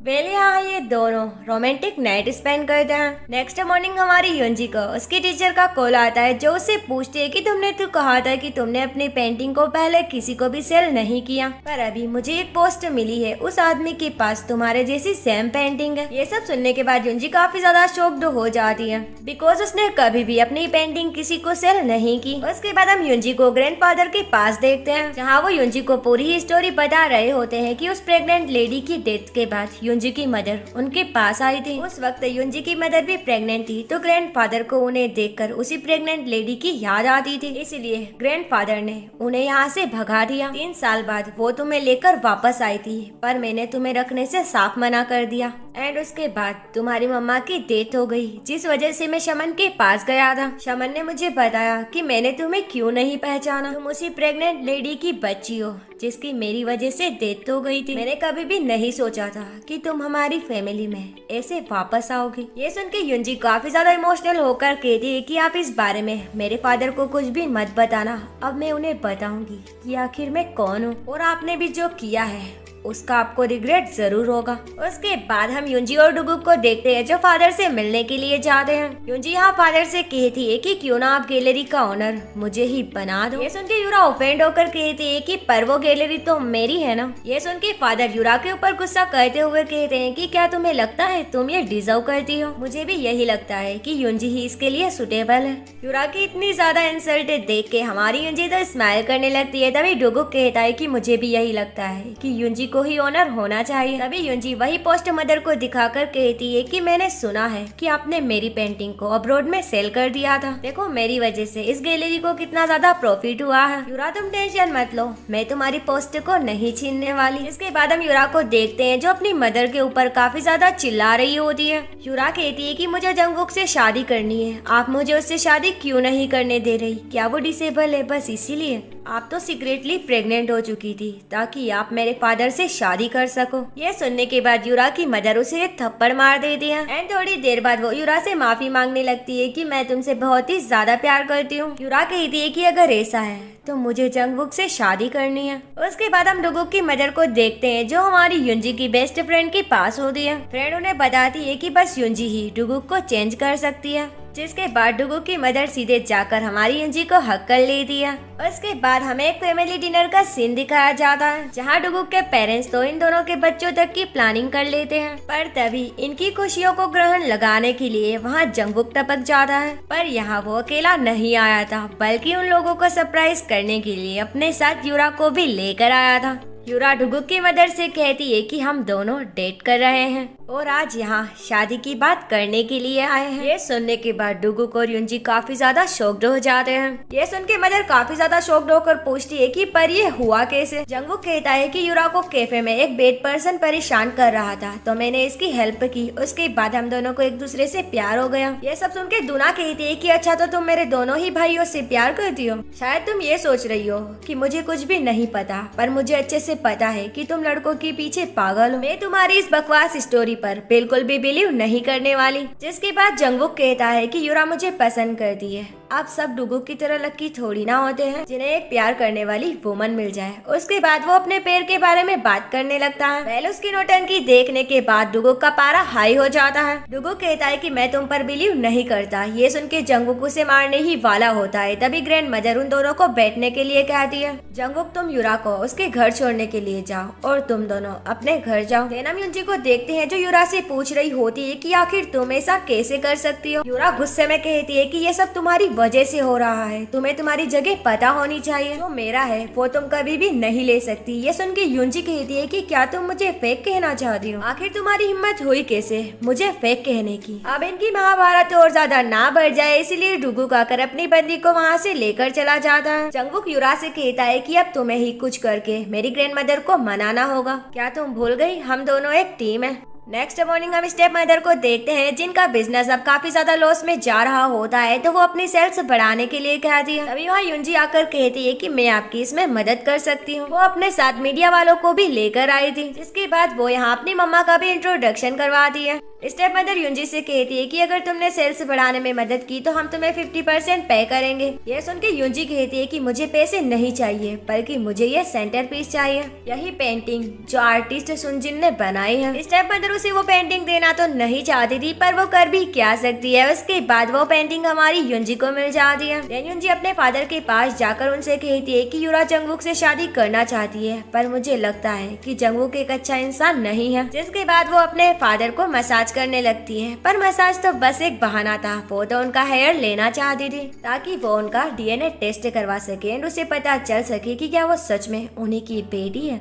उसके बाद हम स्टेप मदर को देखते हैं जो चेयरमैन के पास शेयर्स लेने के लिए जा रही होती है पर उसे पता चलता है कि चेयरमैन तो वहाँ से गायब हो चुके हैं। जिसके बाद वो उसी शमन के पास जाती है और उसे पता चलता है कि चेयरमैन तो यहाँ नहीं आए पर चेयरवुमन और यीजू यहाँ आई थी। उसके बाद हम ग्रैंडफादर को देखते हैं जो अपने शेयर्स की डील कर रहे होते हैं। इन्हें डिस्चार्ज करने वाली युंजी ही होती है। उसके बाद हम यूरा को देखते हैं जो युंजी की काफी ज्यादा बुराई कर रही होती है। जो सब सुन के जब शियुक युंजी की साइड लेने लगता है तो यूरा कहती है कि तुमसे ये उम्मीद नहीं थी तुम अभी भी उसके बारे में सोचते हो। तुमने मुझे निराश कर दिया। उसके बाद यूरा जाकर अपनी मदर को बताती है कि युंजी ने आज मुझसे ये कहा कि तुम्हारी हिम्मत कैसे हो गई मुझे फेक कहने की, इसका क्या मतलब है। नेक्स्ट सीन में हम हमारी युंजी को देखते हैं जो सेक्रेटरी किम के साथ होती है। पहले सेक्रेटरी ने ही ग्रैंडफादर को वहाँ से निकालने में युंजी की मदद की थी। सेक्रेटरी युंजी से कहता है कि मैं उस वुमन की तलाश कर रहा हूँ जिसे आपको पॉइजन देने के इल्जाम में फायर कर दिया गया था। पर वैसे आपको कैसे पता चला कि मुझे वही सेंटर पीस चाहिए। यह सुन के युंजी कहती है कि तुम हमेशा ही उस पीस को कुछ इस तरीके से देखा कर देते। सेक्रेटरी यहाँ काफी ज्यादा एम्बेरेस हो जाता है। वो कहता है कि नहीं यार, मैंने ऐसा नहीं देखा था। अब कहानी में एक न्यू कैरेक्टर की एंट्री होती है जिसका नाम वोन होता है। वो यहाँ डुगु को समझा रहा होता है कि तुम्हें वापस से तेजा ग्रुप में जाना चाहिए। उसके बाद हम सीयू को देखते हैं जो युंजी के घर में घुसने की कोशिश कर रहा होता है, पर तभी वहाँ मैनेजर आता है। पर वो जैसे तैसे करके उसे चकमा देकर अंदर घुस ही जाता है। अंदर जाने के बाद वो जब उन दोनों की वेडिंग फोटो देखता है तो वो सोचता है कि मैंने तो युंजी से कहा था कि वो कभी भी खुश नहीं रहेगी। युंजी ने डुगु को ड्रॉ किया है, ये देखकर वो थोड़ा जेलस हो जाता है। पर तभी वहाँ उसकी नजर उन्हीं कॉन्ट्रैक्ट पेपर्स पर पड़ जाती है। वेल, मेरे हिसाब से ये वही मैरिज कॉन्ट्रैक्ट होगा जो डुगु और युंजी ने साइन किया था। नेक्स्ट सीन में हम युंजी को देखते हैं जो डुगु का लाया हुआ खाना बड़े ही आराम से खा रही होती है। ये देखकर डुगु कहता है कि आज पहली बार तुमने बिना सोचे खाना खाया है। ये सुन के युंजी भी बहुत ही ज्यादा शॉक्ड और खुश हो जाती है। डुगु कहता है कि फाइनली अब तुम चेंज हो रही हो। देन युंजी कहती है कि मुझे लगता है मेरी स्टेप मदर को पता है कि मैं ही रियल डॉटर हूँ। युंजी कहती है कि मुझे नहीं लगता कि जंगवूक आसानी से यूरा से ब्रेकअप करेगा। अब हमें कुछ ना कुछ करना होगा। क्या होगा अगर तुम वापस से तेजा ग्रुप में चले जाओ। यहाँ डुगुक अपने बचपन का एक सीन याद करता है कि कैसे वो अपनी ग्रैंडमदर से कहा करता था कि जब वो बड़ा हो जाएगा तो वो भी यही काम करेगा। प्रेजेंट में वो युंजी को बताता है कि तेजा ग्रुप मेरे लिए घर के जैसा है, पर अब तुम मेरे साथ हो, यही मेरा घर है, मैं इसे प्रोटेक्ट करना चाहता हूँ। उसके बाद हम सीयू की मदर को देखते हैं जो युंजी की काफी ज्यादा बुराई कर रही होती है। तो सीयू कहता है कि आप उसके बारे में ऐसा मत बोलो, वो इनोसेंट है, उसने कुछ भी नहीं किया। मदर कहती है कि गधे कहीं के, तुम किसी और की वाइफ को डिपेंड कैसे कर सकते हो। जब युंजी तुम्हारे साथ थी तब तुम्हें उसे अच्छे से ट्रीट करना चाहिए था। उसके बाद हमें नेक्स्ट मॉर्निंग का सीन दिखाया जाता है जहाँ युंजी डुगुक के ऑफिस के बाहर उसका इंतजार कर रही होती है। पर वहाँ डुगुक के आने से पहले सीयू आ जाता है जो युंजी को देखकर कहता है कि क्या तुम यहाँ सीईओ को देखने के लिए आए हो। वैसे क्या तुम सच में डुगुक से प्यार करती हो, इसलिए तुमने उससे शादी की है। ये सुन के युंजी जब कुछ नहीं कहती तो सीयू कहता है कि इसका मतलब ये सच नहीं है। युंजी कहती है कि मैं उससे बहुत ही ज्यादा प्यार करती हूँ, पर मैं ये तुम्हें बताना जरूरी नहीं समझती। अभी वहाँ डुगुक आकर कहता है कि मैं भी अपनी वाइफ की बात से एग्री करता हूँ। आखिर हम दोनों एक दूसरे से कितना ज्यादा प्यार करते हैं ये हम किसी और को क्यों बताएं। और अगर दोबारा तुमने मेरी वाइफ को अप्रोच करने की कोशिश की तो मुझसे बुरा कोई नहीं होगा। उसके बाद ये दोनों जब फैमिली के पास जाते हैं तो इन दोनों को बहुत ही बड़ा झटका लगता है, यानी कि सबको पता चल गया है कि उन दोनों ने कॉन्ट्रैक्ट मैरिज की थी। ये सुन के मम्मा उन दोनों पर बहुत ही ज्यादा गुस्सा करती है। जंगवूक कहता है कि डुगुक ने इन्वेस्टमेंट लेने के लिए एक फेक मैरिज किया, उसने ग्रैंड मदर के ट्रस्ट का मिसयूज किया है, तभी ग्रैंड मदर की हेल्थ बहुत ही ज्यादा खराब हो जाती है। डुगुक अपने फादर से कहता है कि पहले जरूर ये कॉन्ट्रैक्ट मैरिज थी, पर अब हम दोनों एक दूसरे से बहुत ही ज्यादा प्यार करते हैं। पर यहाँ फादर उसकी बात नहीं सुनते। उसके बाद वो जंगवूक पर गुस्सा करने लगता है कि तुम्हारी हिम्मत कैसे हुई किसी और के घर में घुसने की। जंगवूक कहता है कि ये सब तुम्हारी ही गलती है। तभी युंजी कहती है कि तुम दोनों को क्या लगता है तुम दोनों इनोसेंट हो। तभी यूरा चिल्लाकर कहती है कि तुमने सबके साथ फ्रॉड किया है। तभी वहाँ डुगुक की मदर आकर कहती है कि तुम्हें ये किसने कह दिया कि तुम मेरे घर में चिल्ला सकती हो। उसके बाद हम ग्रैंड मदर को देखते हैं जो मदर से कहती है कि जिस दिन डुगुक ये घर छोड़कर गया था उस दिन मैं सैड थी, पर मुझे लगा कि अब इन दोनों के बीच लड़ाई नहीं होगी, पर आज मुझे पता चल गया कि वो लड़ाई कभी खत्म हुई ही नहीं थी। नेक्स्ट मॉर्निंग हमारा डुगुक युंजी के लिए ब्रेकफास्ट बनाकर जाता है। ये देखकर युंजी बहुत ही ज्यादा खुश हो जाती है। उसके बाद हम यूरा को देखते हैं जो युंजी की इमेज डाउन करने के लिए सीयू की सिस्टर से बहुत सारी पोस्ट करने के लिए कहती है, जिसमें लिखा था कि युंजी बहुत ही ज्यादा खराब है, उसने कैसे सीयू को धोखा दे दिया। यहाँ तक कि सीयू की मदर उससे रिक्वेस्ट भी कर रही थी तो युंजी ने उन्हें पुश कर दिया। उसके बाद डुगुक से शादी कर ली। सारे ही लोग युंजी के बारे में बुरा भला कहने लगते हैं। तभी सीयू अपने सिस्टर को कॉल करके कहता है कि तुमने ये सब क्यों किया, जल्दी से इन्हें डिलीट करो। ऑफिस में भी लोग यही कह रहे होते हैं कि कैसे युंजी लड़कों के पीछे पागल है। उसके बाद हम डुगुक को देखते हैं जिसे एक अननोन नंबर से कॉल आता है। वो उससे पूछता है कि क्या तुम्हारे साथ युंजी है, मुझे उससे बात करनी है। डुगुक कहता है कि पहले तुम ये बताओ कि तुम कौन हो, वरना मैं कॉल कट कर दूंगा। ये सुन के वो बता देता है कि वो सेक्रेटरी किम है।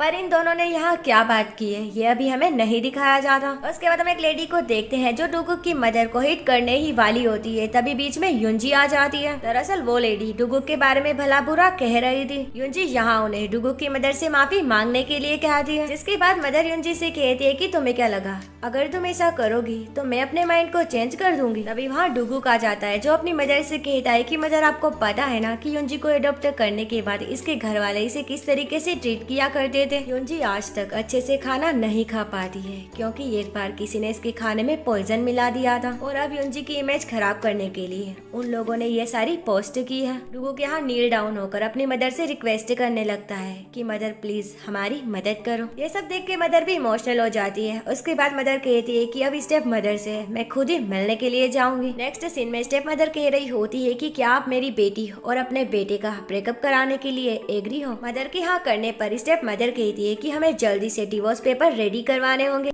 ये सुन के डुगुक की मदर कहती है कि शायद तुम्हें कोई गलतफहमी हो गई है, मैं तुम्हारी बेटी यूरा और अपने बेटे जंगुक की बात कर रही थी। ये सुन के स्टेप मदर शॉक्ड होकर कहती है कि उन दोनों ने कॉन्ट्रैक्ट मैरिज की है, फिर भी आप कुछ नहीं करोगे। ये सुन के डुगुक की मदर कहती है कि हाँ मुझे पता है, पर मैं ऐसे ही किसी और के कहने पर उन दोनों का डिवोर्स नहीं करवा सकती। मैंने भी तो युंजी से कहा था कि अगर वो 6 मंथ में डुगुक को वापस से तेजा ग्रुप में लेकर आ जाएगी तो मैं उनकी वेडिंग के लिए उन्हें ब्लेसिंग्स दूंगी। इसका मतलब ये हुआ ना कि मैंने भी उनके साथ मैरिज डील की है। ये सब सुन के स्टेप मदर का थोपड़ा देखने लायक होता है।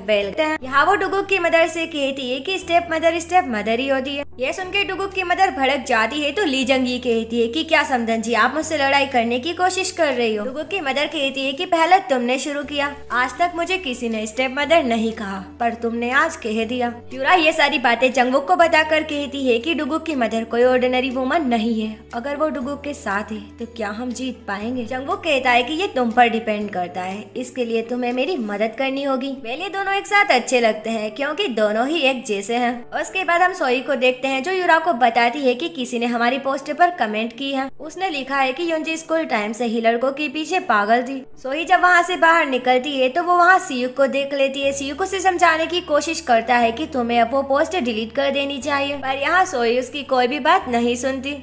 उसके बाद हमें फिर से फैमिली मीटिंग का सीन दिखाया जाता है जहाँ डुगुक और जंगुक दोनों ही ग्रैंड मदर से माफी मांग रहे होते हैं। यहाँ जंगुक सबके सामने मदर से कह देता है कि मैंने सुना है आपने युंजी के साथ एक डील की थी, आपने उसे कहा कि 6 मंथ में उसे डुगुक को तेजा ग्रुप में वापस लाना होगा। ये सुन के फादर कहते हैं कि ये क्या बकवास है, तुमने ऐसा कुछ भी नहीं किया ना। 20 साल पहले आपके बेटे ने मुझे बोर्ड से पुश कर दिया था और अब आप मुझे कंपनी का सक्सेसर नहीं बनने देना चाहते, अब मैं करूँ तो करूँ क्या। तभी डुगुक कहता है कि 20 साल पहले जो एक्सीडेंट हुआ था मेरे पास उसकी वीडियो है। फादर कहते हैं कि पर वहाँ कोई भी कैमरा नहीं था। तभी मदर कहती है कि वहाँ था पर मैंने किसी को कुछ नहीं बताया, अगर मैं सबको बता देती और डुगुक इनोसेंट प्रूव हो जाता तो सारे लोग मुझे स्टेप मदर समझते और मैं ऐसा नहीं चाहती थी। डुगुक जंगुक से पूछता है कि क्या सच में मैंने उस दिन तुम्हें पुश किया था। ग्रैंड मदर गुस्से में उस फोन को ही फेंक देती है। देन वो उन दोनों से कहती है कि मैंने तुम दोनों को कितनी बार समझा दिया कि तुम दोनों को अब ये फाइट बंद कर देनी चाहिए, पर तुम तो मेरी बात सुनते ही नहीं हो। अब मेरे पास एक दूसरा आइडिया है, तुम दोनों के बीच एक बैटल होगा, जो भी इस बैटल को विन करेगा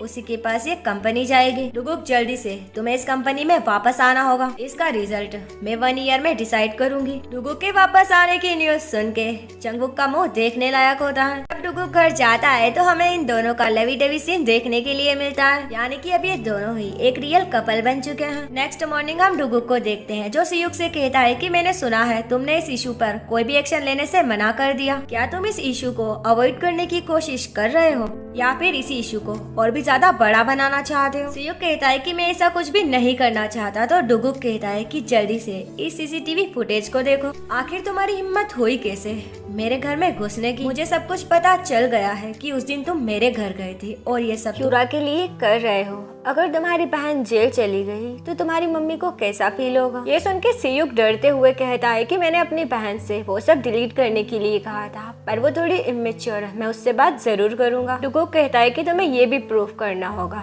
कि इन सब में यूरा भी इन्वॉल्व है। उसके बाद हम युंजी को अपने क्लास टीचर के पास देखते हैं जहाँ वो कहती है कि कल से वो कुकिंग क्लासेस नहीं लेगी क्योंकि उसके पास करने के लिए बहुत सारा काम है। यहाँ पर टीचर भी युंजी के लिए खुश हो जाती है, पर तभी युंजी उनके हाथ पर वो जलने का निशान देख लेती है। यहाँ टीचर उसे बताती है कि बहुत सालों पहले उनके साथ एक एक्सीडेंट हो गया था। नेक्स्ट सीन में हम युंजी को ग्रैंड मदर के पास देखते हैं, जहाँ वो ग्रैंड मदर के लिए खाना बनाती है। वो ग्रैंड मदर से कहती है कि मुझे अच्छे से खाना बनाना नहीं आता, मुझे नहीं पता इसका टेस्ट कैसा होगा। बचपन में किसी ने मेरे खाने में पॉइजन मिला दिया था, तब से ही मैंने कभी घर में बनाया हुआ खाना नहीं खाया। ये सुन के ग्रैंड मदर को युंजी के लिए बहुत ही ज्यादा बुरा लगता है, जिसके बाद वो युंजी से पूछती है कि क्या तुम सच में डुगुक को लाइक करती हो। ये सुन के युंजी कहती है कि हाँ, मैं उसे काफी ज्यादा प्यार करती हूँ। देन हमें फ्लैशबैक सीन दिखाया जाता है, जहाँ ग्रैंड मदर डुगुक से पूछती है कि क्या तुम सच में युंजी को लाइक करते हो। डुगुक कहता है, मैं युंजी से बहुत ही ज्यादा प्यार करता हूँ।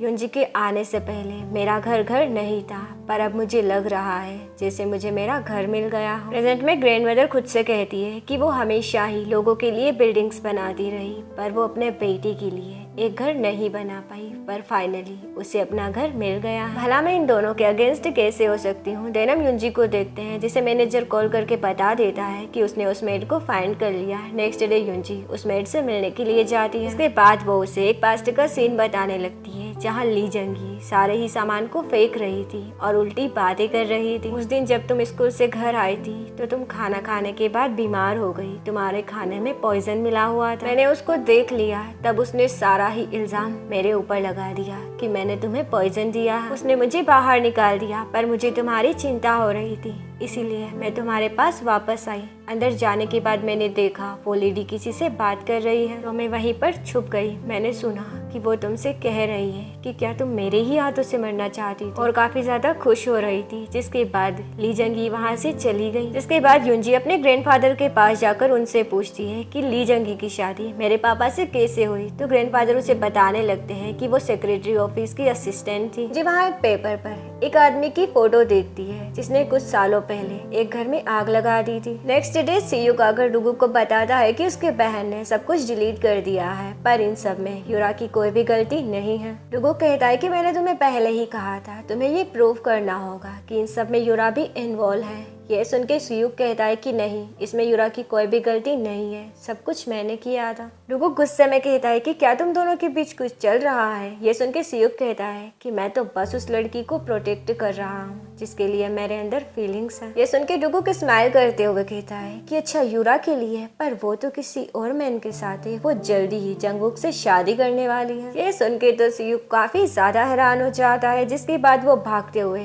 यूरा को देखने के लिए जाता है, जहाँ वो सच में जंगबुक के साथ होती है। देन हम दुना को देखते हैं, जो सीयूक की सिस्टर को पुलिस स्टेशन में लेकर आ जाती है, जहाँ वो गुस्से में कहती है कि तुम्हें पता होना चाहिए जो भी तेजा ग्रुप से पंगा लेता है उसके साथ क्या होता है। यहाँ वो लड़की भी होती है जिसने युंजी के बारे में बहुत सारी गलत अफवाहें बताई। यहाँ वो दोनों ही रोने धोने का नाटक शुरू कर देते हैं। सीयूक को भी ये सब पता चल जाता है और वो काफी ज्यादा परेशान होकर यूरा को अपनी हेल्प करने के लिए कहता है, पर यूरा यहाँ साफ मना कर देती है कि तुम दोनों से मेरा कोई भी लेना देना नहीं है। सीयूक कहता है कि तुम ऐसा नहीं कर सकती, तुम्हें मेरी हेल्प करनी होगी, पर यूरा कॉल को कट कर देती है, जबकि सारा ही किया धरा यूरा का ही होता है। तभी वहाँ युंजी आती है। वो युंजी को देखकर उसे माफी मांगने लगता है। प्लीज युंजी, मुझे माफ कर दो, तुमने सही कहा था, मैं तुम्हारे क्लोज बस यूरा के लिए ही आना चाहता था, पर अब मुझे अपनी गलती रियलाइज हो गई है, प्लीज तुम मुझे माफ कर दो। जी यहाँ बस उसे देख रही होती है। उसके बाद हमें ऑफिस का सीन दिखाया जाता है, जहाँ जंगबुक सारे ही इल्जाम डुगुक के ऊपर डाल रहा होता है कि कैसे डुगुक की वजह से इस कंपनी की इमेज खराब हो रही है। और यहाँ तभी डुगुक उसके स्टेटमेंट के बारे में बताता है, जहाँ सीयूक ने लिखा था कि सारी ही गलती उसकी है, उसकी बहन ने ही ये सारी गलत अफवाहें फैलाई है और युंजी ने नहीं,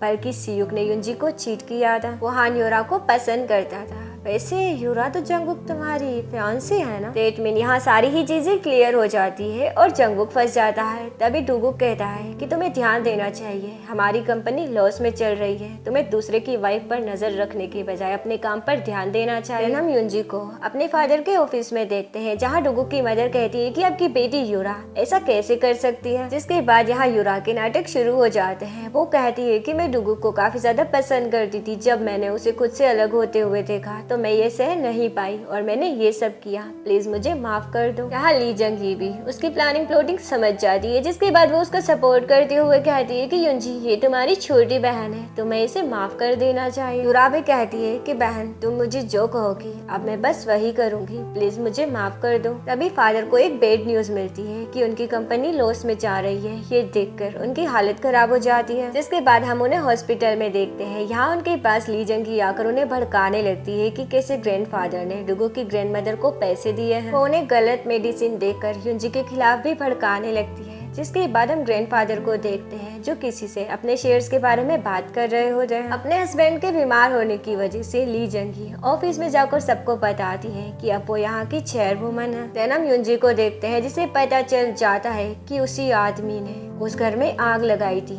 जहाँ युंजी और उसकी मदर थे। ये सब देखकर उसे पैनिक अटैक आने लगते हैं और वो बीमार हो जाती है। पर तभी उसके पास डुगुक आता है जो उससे कहता है कि तुम ये सब बिल्कुल भी डिजर्व नहीं करती थी। युंजी यहाँ बुरी तरीके से रोने लगती है, जिसके बाद डुगुक उसे ये सब अपने फादर को बताने के लिए कहता है। तुम्हें उन्हें बताना होगा कि तुम ही उनकी रियल डॉटर हो। जाओ और उनसे सवाल करो कि आखिर उन्होंने तुम्हारे साथ ऐसा क्यों किया। जिसके बाद युंजी सीधे हॉस्पिटल पहुंच जाती है जहां गार्ड्स उसे अंदर नहीं जाने दे रहे होते। फादर जैसे ही युंजी की आवाज सुनते हैं तो वो उसे अंदर आने के लिए कह देते हैं। यहाँ युंजी डीएनए टेस्ट रिपोर्ट भी लेकर आई थी। वो फादर को बताती है कि कैसे ली जंगी ने उसे और उसकी मदर को मारने की कोशिश की थी और वो ही उनकी रियल डॉटर है। पर फादर को पहले से ही ली जंगी ने काफी ज्यादा भड़का दिया था, तो वो कहते हैं कि तुम ये सब मेरी पोजीशन पाने के लिए कर रही हो ना, तुम्हें ऐसा नहीं करना चाहिए। युंजी यहाँ रोते हुए उन्हें अपना एक हेयर देकर कहती है कि ठीक है आप खुद ही टेस्ट करवा लेना। देन हम डुगुक को देखते हैं जो मैनेजर किम से पूछता है कि तुम युंजी की हेल्प क्यों कर रहे हो। तो मैनेजर किम कहता है क्योंकि इन सब में मेरी फैमिली भी इन्वॉल्व है। यहाँ ये लोग डिसाइड करते हैं कि अब ये दोनों मिलकर ली जंगी का पर्दा फाश कर देंगे। उसके बाद हम सियुक को देखते हैं जो युरा के पास जाकर कहता है कि तुम्हें ये सब नहीं करना चाहिए वरना तुम्हारी हालत भी मेरी तरह हो जाएगी। युंजी एक अच्छी लड़की है, सब तुम्हारी गलती थी, तुम्हें मानना चाहिए। ये सुन के युरा गुस्से में आकर कहती है कि तुम्हें ये सब नहीं बकवास करनी चाहिए, मैं तुम्हारी तरह बिल्कुल भी नहीं हूँ। अब मैं उन ऊंचाइयों पर जाऊंगी जहाँ पर तुम जैसे लोग कभी नहीं पहुँच सकते। फिर हमें नेक्स्ट मॉर्निंग का सीन दिखाया जाता है जहाँ डुगुक ऑफिस जाने से पहले अपनी वाइफ से काफी ज्यादा लवी डवी हो रहा होता है और इधर ये विलन डोंगसू जेल से बाहर आ गया होता है। जिसके बाद हम डुगुक को उसके साथ देखते हैं। डुगुक उससे पूछता है कि कई सालों पहले तुम्हारी सिगरेट की वजह से एक घर में आग लगी थी और वहाँ एक छोटी बच्ची और उसकी मदर थी। वो उसे काफी सारे पैसे भी ऑफर करता है पर वो बंदा कुछ भी नहीं कहता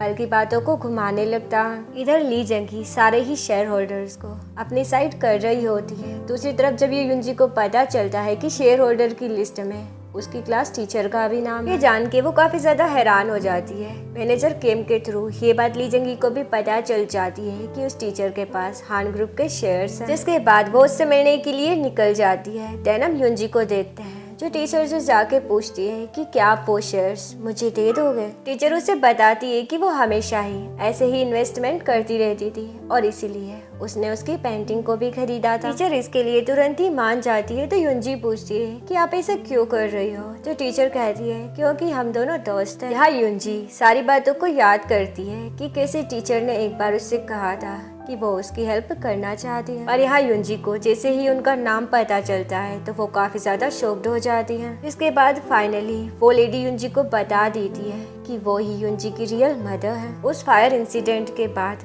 उनके फादर उन्हें बाहर लेकर चले गए थे। जब उन्हें होश आया तो उनके फादर ने उन्हें बताया कि उनकी बेटी मर चुकी है। पर उनके फादर ने मरने से पहले उन्हें बता दिया कि उनकी बेटी युंजी अभी भी जिंदा है। जिसके बाद वो कोरिया आई और उन्होंने युंजी को ढूंढा। ये सब सुन के युंजी काफी ज्यादा इमोशनल हो जाती है। मदर कहती है कि वो बस हमेशा युंजी के साथ रहना चाहती थी। जिसके बाद ये दोनों हग करते हैं। यहाँ पर ली जंगी भी होती है जिसने इन दोनों की सारी ही बातें सुन ली थी। अब वो काफी ज्यादा शॉक्ड हो जाती है। वो जल्दी से अपनी कार में आकर बैठ जाती है और कहती है कि अब वो दोनों मुझे नहीं छोड़ेगी, अब मैं क्या करूं। देन वो किसी को कॉल करके बताती है कि अब हमें कुछ ना कुछ करना होगा। युंजी आज काफी ज्यादा शौक में होती है। वो सीधे घर जाकर डुगुक को हक कर लेती है। नेक्स्ट सीन में हम ग्रैंडफादर को देखते हैं जिनको ली जंगी के आदमियों ने किडनैप कर लिया था। यहाँ ली जंगी उनसे जबरदस्ती शेयर्स उनके नाम करने के लिए कह दिया, पर यहाँ ग्रैंडफादर को काफी ज्यादा गुस्सा आ जाता है। वो ली जंगी की नेक को पकड़कर कहते हैं कि उससे पहले मैं तुम्हें जान से मार दूंगा। ली जंगी अपने आदमियों से खुद को छुड़वाने के लिए कहती है, देन कहती है कि ये बुढ़ा मेरा कुछ भी नहीं कर सकता। जिसके बाद वो अपने आदमियों को ऑर्डर देती है कि इस बुढ़े को यहाँ से बाहर मत निकलने देना।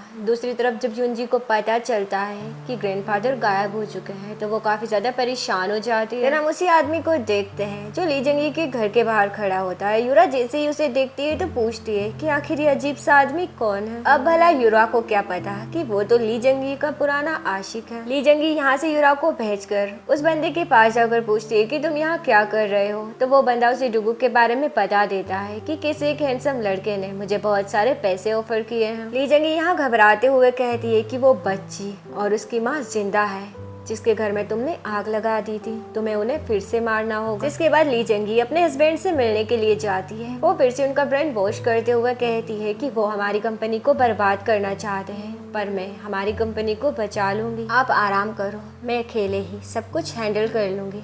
मैंने एक मीटिंग रखी है। पर यहाँ फादर की नजरों से लगता है जैसे उन्हें भी कहीं ना कहीं ली जंगी के ऊपर शक हो गया है। देन हमें नेक्स्ट डे का सीन दिखाया जाता है जहाँ मीटिंग के लिए उसने सारे ही लोगों को इन्वाइट किया था। तभी हम यहाँ युनजी की रियल मदर को देखते हैं। जीवोन को देखकर ली जंगी की सेंसिटिविटी गुम हो जाती है, जिसके बाद वो उसे वहाँ से बाहर निकालने के लिए कहती है। जीवोन पूछती है कि आखिर अभी तक तुम्हारे हस्बैंड ठीक क्यों नहीं हुए।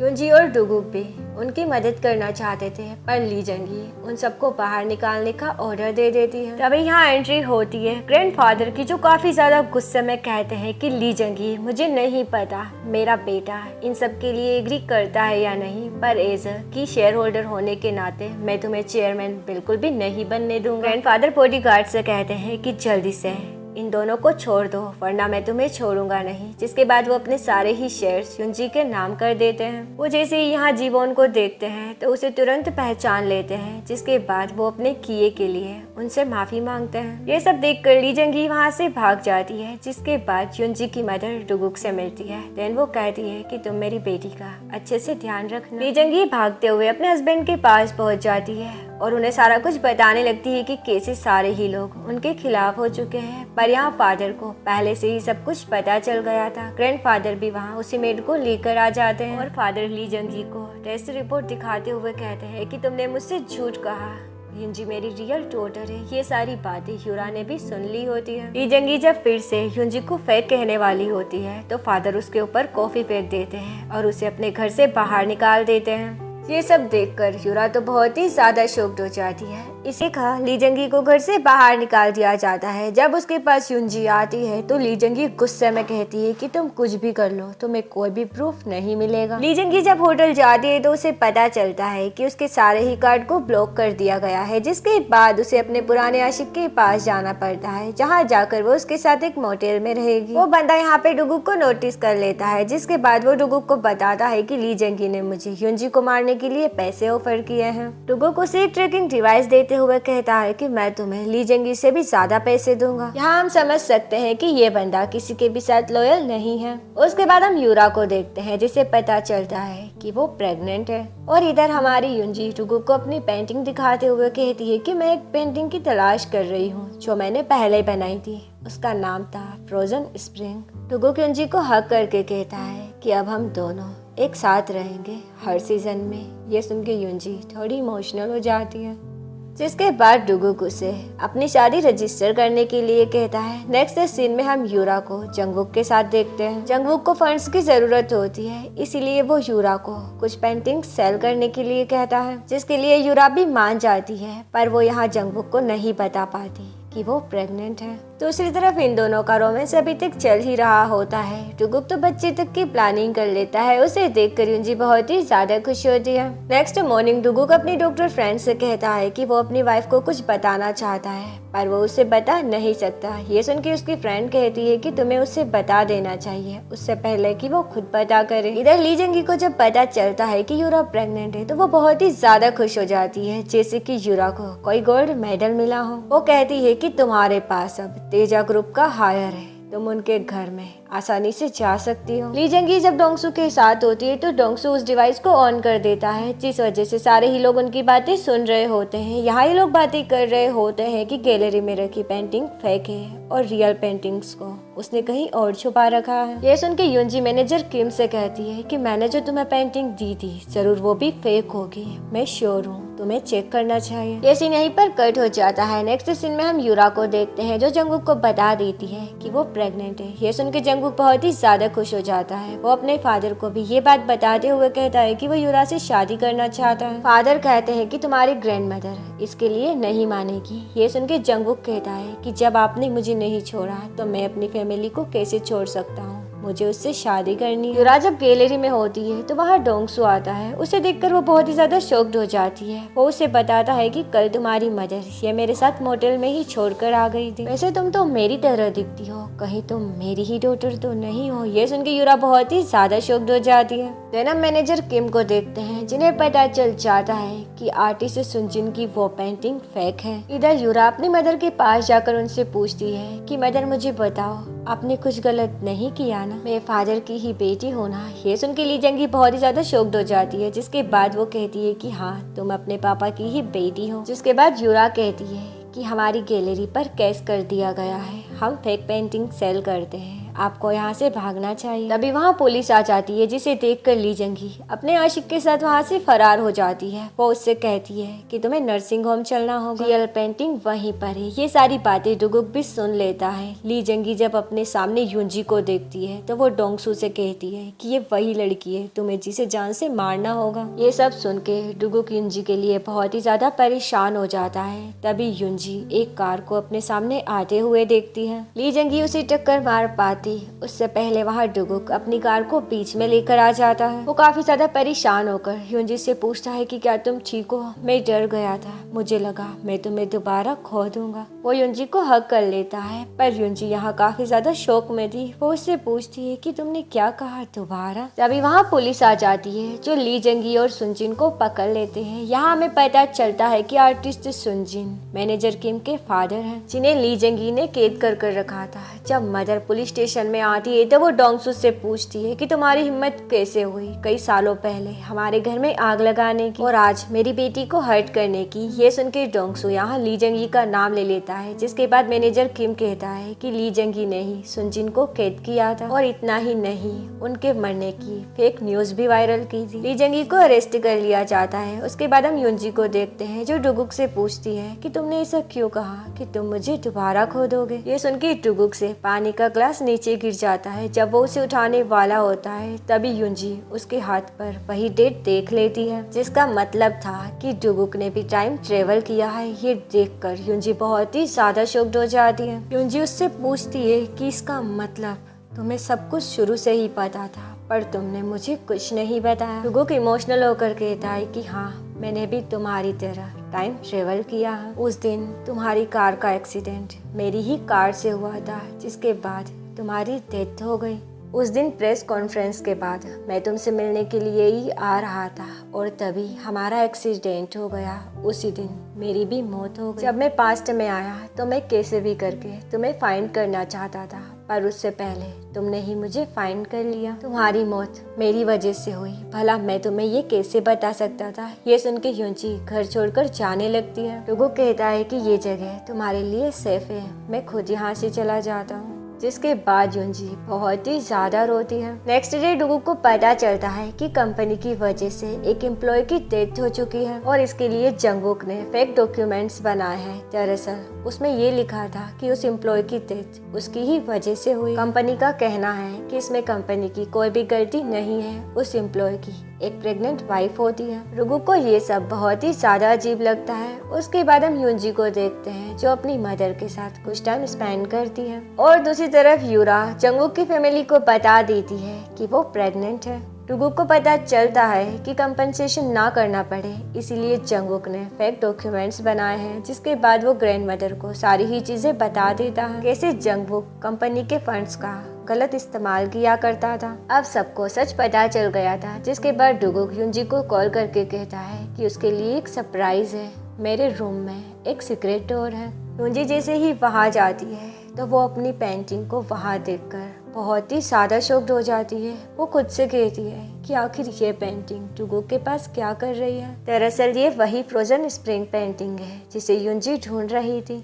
नेक्स्ट डे तेजा ग्रुप की तरफ से एक प्रेस कॉन्फ्रेंस रखी जाती है जहां ग्रैंड मदर सारे ही लोगों से माफी मांगती है और सबको बता देती है कि कैसे कंपनी की वजह से उस एम्प्लॉय की डेथ हुई थी। वो उसे कंपनसेट करने के लिए तैयार है, जिसके बाद जंगकुक को जेल भेज दिया जाता है। हम डुगुक को देखते हैं जो यूंजी को बताता है कि कैसे उसने इस पेंटिंग को पहली बार देखा था। उसे ये पेंटिंग देखते ही बहुत ही ज्यादा पसंद आई थी। उसने उस पेंटिंग को खरीद लिया, जिसके बाद वो उसके आर्टिस्ट को फाइंड करना चाहता था। तब उसे पता चला कि वो यूंजी है, पर तब तक उसने शियुक से शादी कर ली थी। जिसके बाद उसे पता चला कि उसकी फैमिली उसे कैसे ट्रीट किया करती थी। उस दिन प्रेस कॉन्फ्रेंस के बाद वो उससे ही मिलने आ रहा था, तभी उनका एक्सीडेंट हो गया और उसकी आंखें सीधे पास्ट में खुली। ये जानने के बाद यूंजी बहुत ही ज्यादा इमोशनल हो जाती है, तो डुगुक कहता है कि वो उससे बहुत ही ज्यादा प्यार करता है। देन हमें इन दोनों का किसिंग सीन दिखाया जाता है। नेक्स्ट मॉर्निंग हम इन दोनों को एक ही बेड पर देखते हैं जहाँ ये दोनों ही स्माइल कर रहे होते हैं। तभी यूंजी कहती है कि मैं तुम्हें कहीं ले जाना चाहती हूँ। डुगुक भी इसके लिए मान जाता है। नेक्स्ट सीन में हम इन दोनों को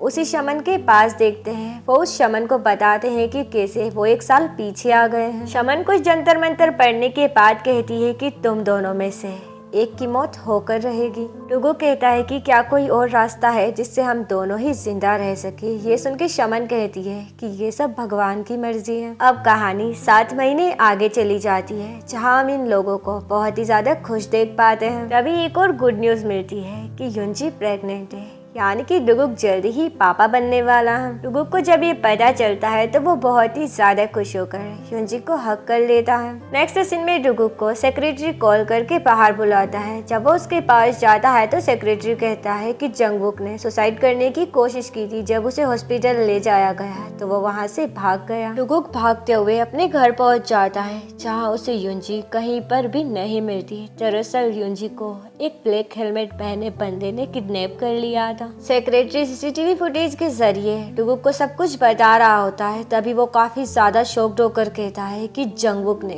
यूंजी को किडनैप कर लिया है और उसके पैर एकदम ठीक है। डुगुक काफी ज्यादा परेशान हो जाता है क्योंकि आज वही डेट थी जिस दिन उन दोनों का एक्सीडेंट हुआ था। डुगुक जल्दी से उनकी कार को ट्रैक करने लगता है और वो प्रे कर रहा था कि यूंजी इस बार तुम ठीक रहना। वो जंगकुक की कार के पास पहुंचकर उसे मारने लगता है, जिसके बाद वो यूंजी को होश में आने के लिए कहता है। ये देखकर जंगकुक उसके ऊपर चाकू से हमला कर देता है। यूंजी भी ये सब देखकर बहुत ही ज्यादा शॉक्ड हो जाती है। तभी वो एक ट्रक को अपने पास आते हुए देखकर डुगुक को वहाँ से हटने के लिए कहती है। वो ट्रक पास से ही गुजर जाती है और उनके हाथों पर लगी वो डेट गायब हो जाती है। डुगुक एक स्माइल के साथ कहता है कि तुम टेंशन मत लो, अब सब कुछ खत्म हो चुका है। जिसके बाद वो वहीं पर बेहोश हो जाता है। डुगुक को हॉस्पिटल लाया जाता है जहां उसकी सर्जरी चल रही होती है। सर्जरी सक्सेसफुल होने के बाद भी वो होश में नहीं आता। दूसरी तरफ हम फादर को देखते हैं जो जेल में जंगकुक से मिलने के लिए गए होते हैं। फादर गुस्से में पूछते हैं कि तुम ऐसा कैसे कर सकते हो। ये सुन के जंगकुक कहता है कि आपने मेरी मम्मा को छोड़कर डुगुक की मम्मा को अपना लिया, जिसके बाद आप मुझे भी भूल गए। ये सुन के डैड उसे एक लेटर देकर वहाँ से चले जाते हैं। ये लेटर जंगकुक की मदर का होता है जिसमें लिखा था कि वो अपनी मर्जी से उन्हें छोड़कर जा रही है। ये देखकर वो रोते हुए अपने फादर से माफी मांगने लगता है। इधर यूरा की असलियत भी सबके सामने आ जाती है। सबको पता चल जाता है कि उसके पेट में जो बच्चा है वो जंगकुक का नहीं है। ये सुन के यूरा का मुंह देखने लायक होता है। दूसरी तरफ यूंजी के फादर यूंजी की मदर से मिलने के लिए जाते हैं। यहाँ ये दोनों ही काफी अच्छे से बात करते हैं। अब हमें एक पास्ट सीन दिखाया जाता है जहाँ डुगुक की कार से यूंजी की कार का एक्सीडेंट हो जाता है। वो यूंजी के पास जाने वाला होता है, तभी उसकी कार को एक ट्रक टक्कर मार देती है। जिसके बाद वो कह रहा होता है कि यूंजी ने कुछ भी गलत नहीं किया, प्लीज उसे एक और चांस दे दो। इसी सीन के साथ डुगुक को प्रेजेंट में होश आ जाता है। ये देखकर युंजी बहुत ही ज्यादा खुश हो जाती है। सियुक अपने घर में एक नई अमीरजादी को लेकर आया हुआ होता है जिससे वो जल्दी ही शादी करने वाला था, पर तभी वहाँ यूरा टपक जाती है जो सारे लोगों को बताती है कि ये बच्चा सियुक का है। ये देखकर सियुक की फैमिली काफी ज्यादा शॉक्ड हो जाती है, जिसके बाद यूरा कहती है कि अब वो यहीं पर रहने वाली है और वो उनकी जिंदगी नर्क से भी बदतर कर देगी। नेक्स्ट मॉर्निंग वो अपनी मदर से मिलने के लिए जेल जाती है जहाँ ली जंगी की हालत देखने वाली होती है। दूसरी तरफ हान ग्रुप को ग्रैंडफादर और फादर बहुत ही अच्छे से संभाल रहे होते हैं। इधर युंजी और डुगुक एक साथ होते हैं जहाँ डुगुक एक रिंग देकर युंजी को प्रपोज कर देता है और युंजी खुशी खुशी हाँ कर देती है। देखते ही देखते 1 साल गुजर जाता है और ये लोग अपनी हैप्पी फैमिली के साथ एक फोटो क्लिक करते हैं। युंजी उसी फोटो की पेंटिंग बनाती है और इसी के साथ ये ड्रामा यहीं पर खत्म हो जाता है। वेल गाइज, आपको ये ड्रामा कैसा लगा मुझे कमेंट बॉक्स में जरूर बताना। ऐसे ही इंटरेस्टिंग ड्रामास देखने के लिए हमारे चैनल को सब्सक्राइब करें एंड वीडियो को लाइक करें। मिलते हैं नेक्स्ट न्यू वीडियो में, तब तक के लिए स्टे सेफ एंड बाय।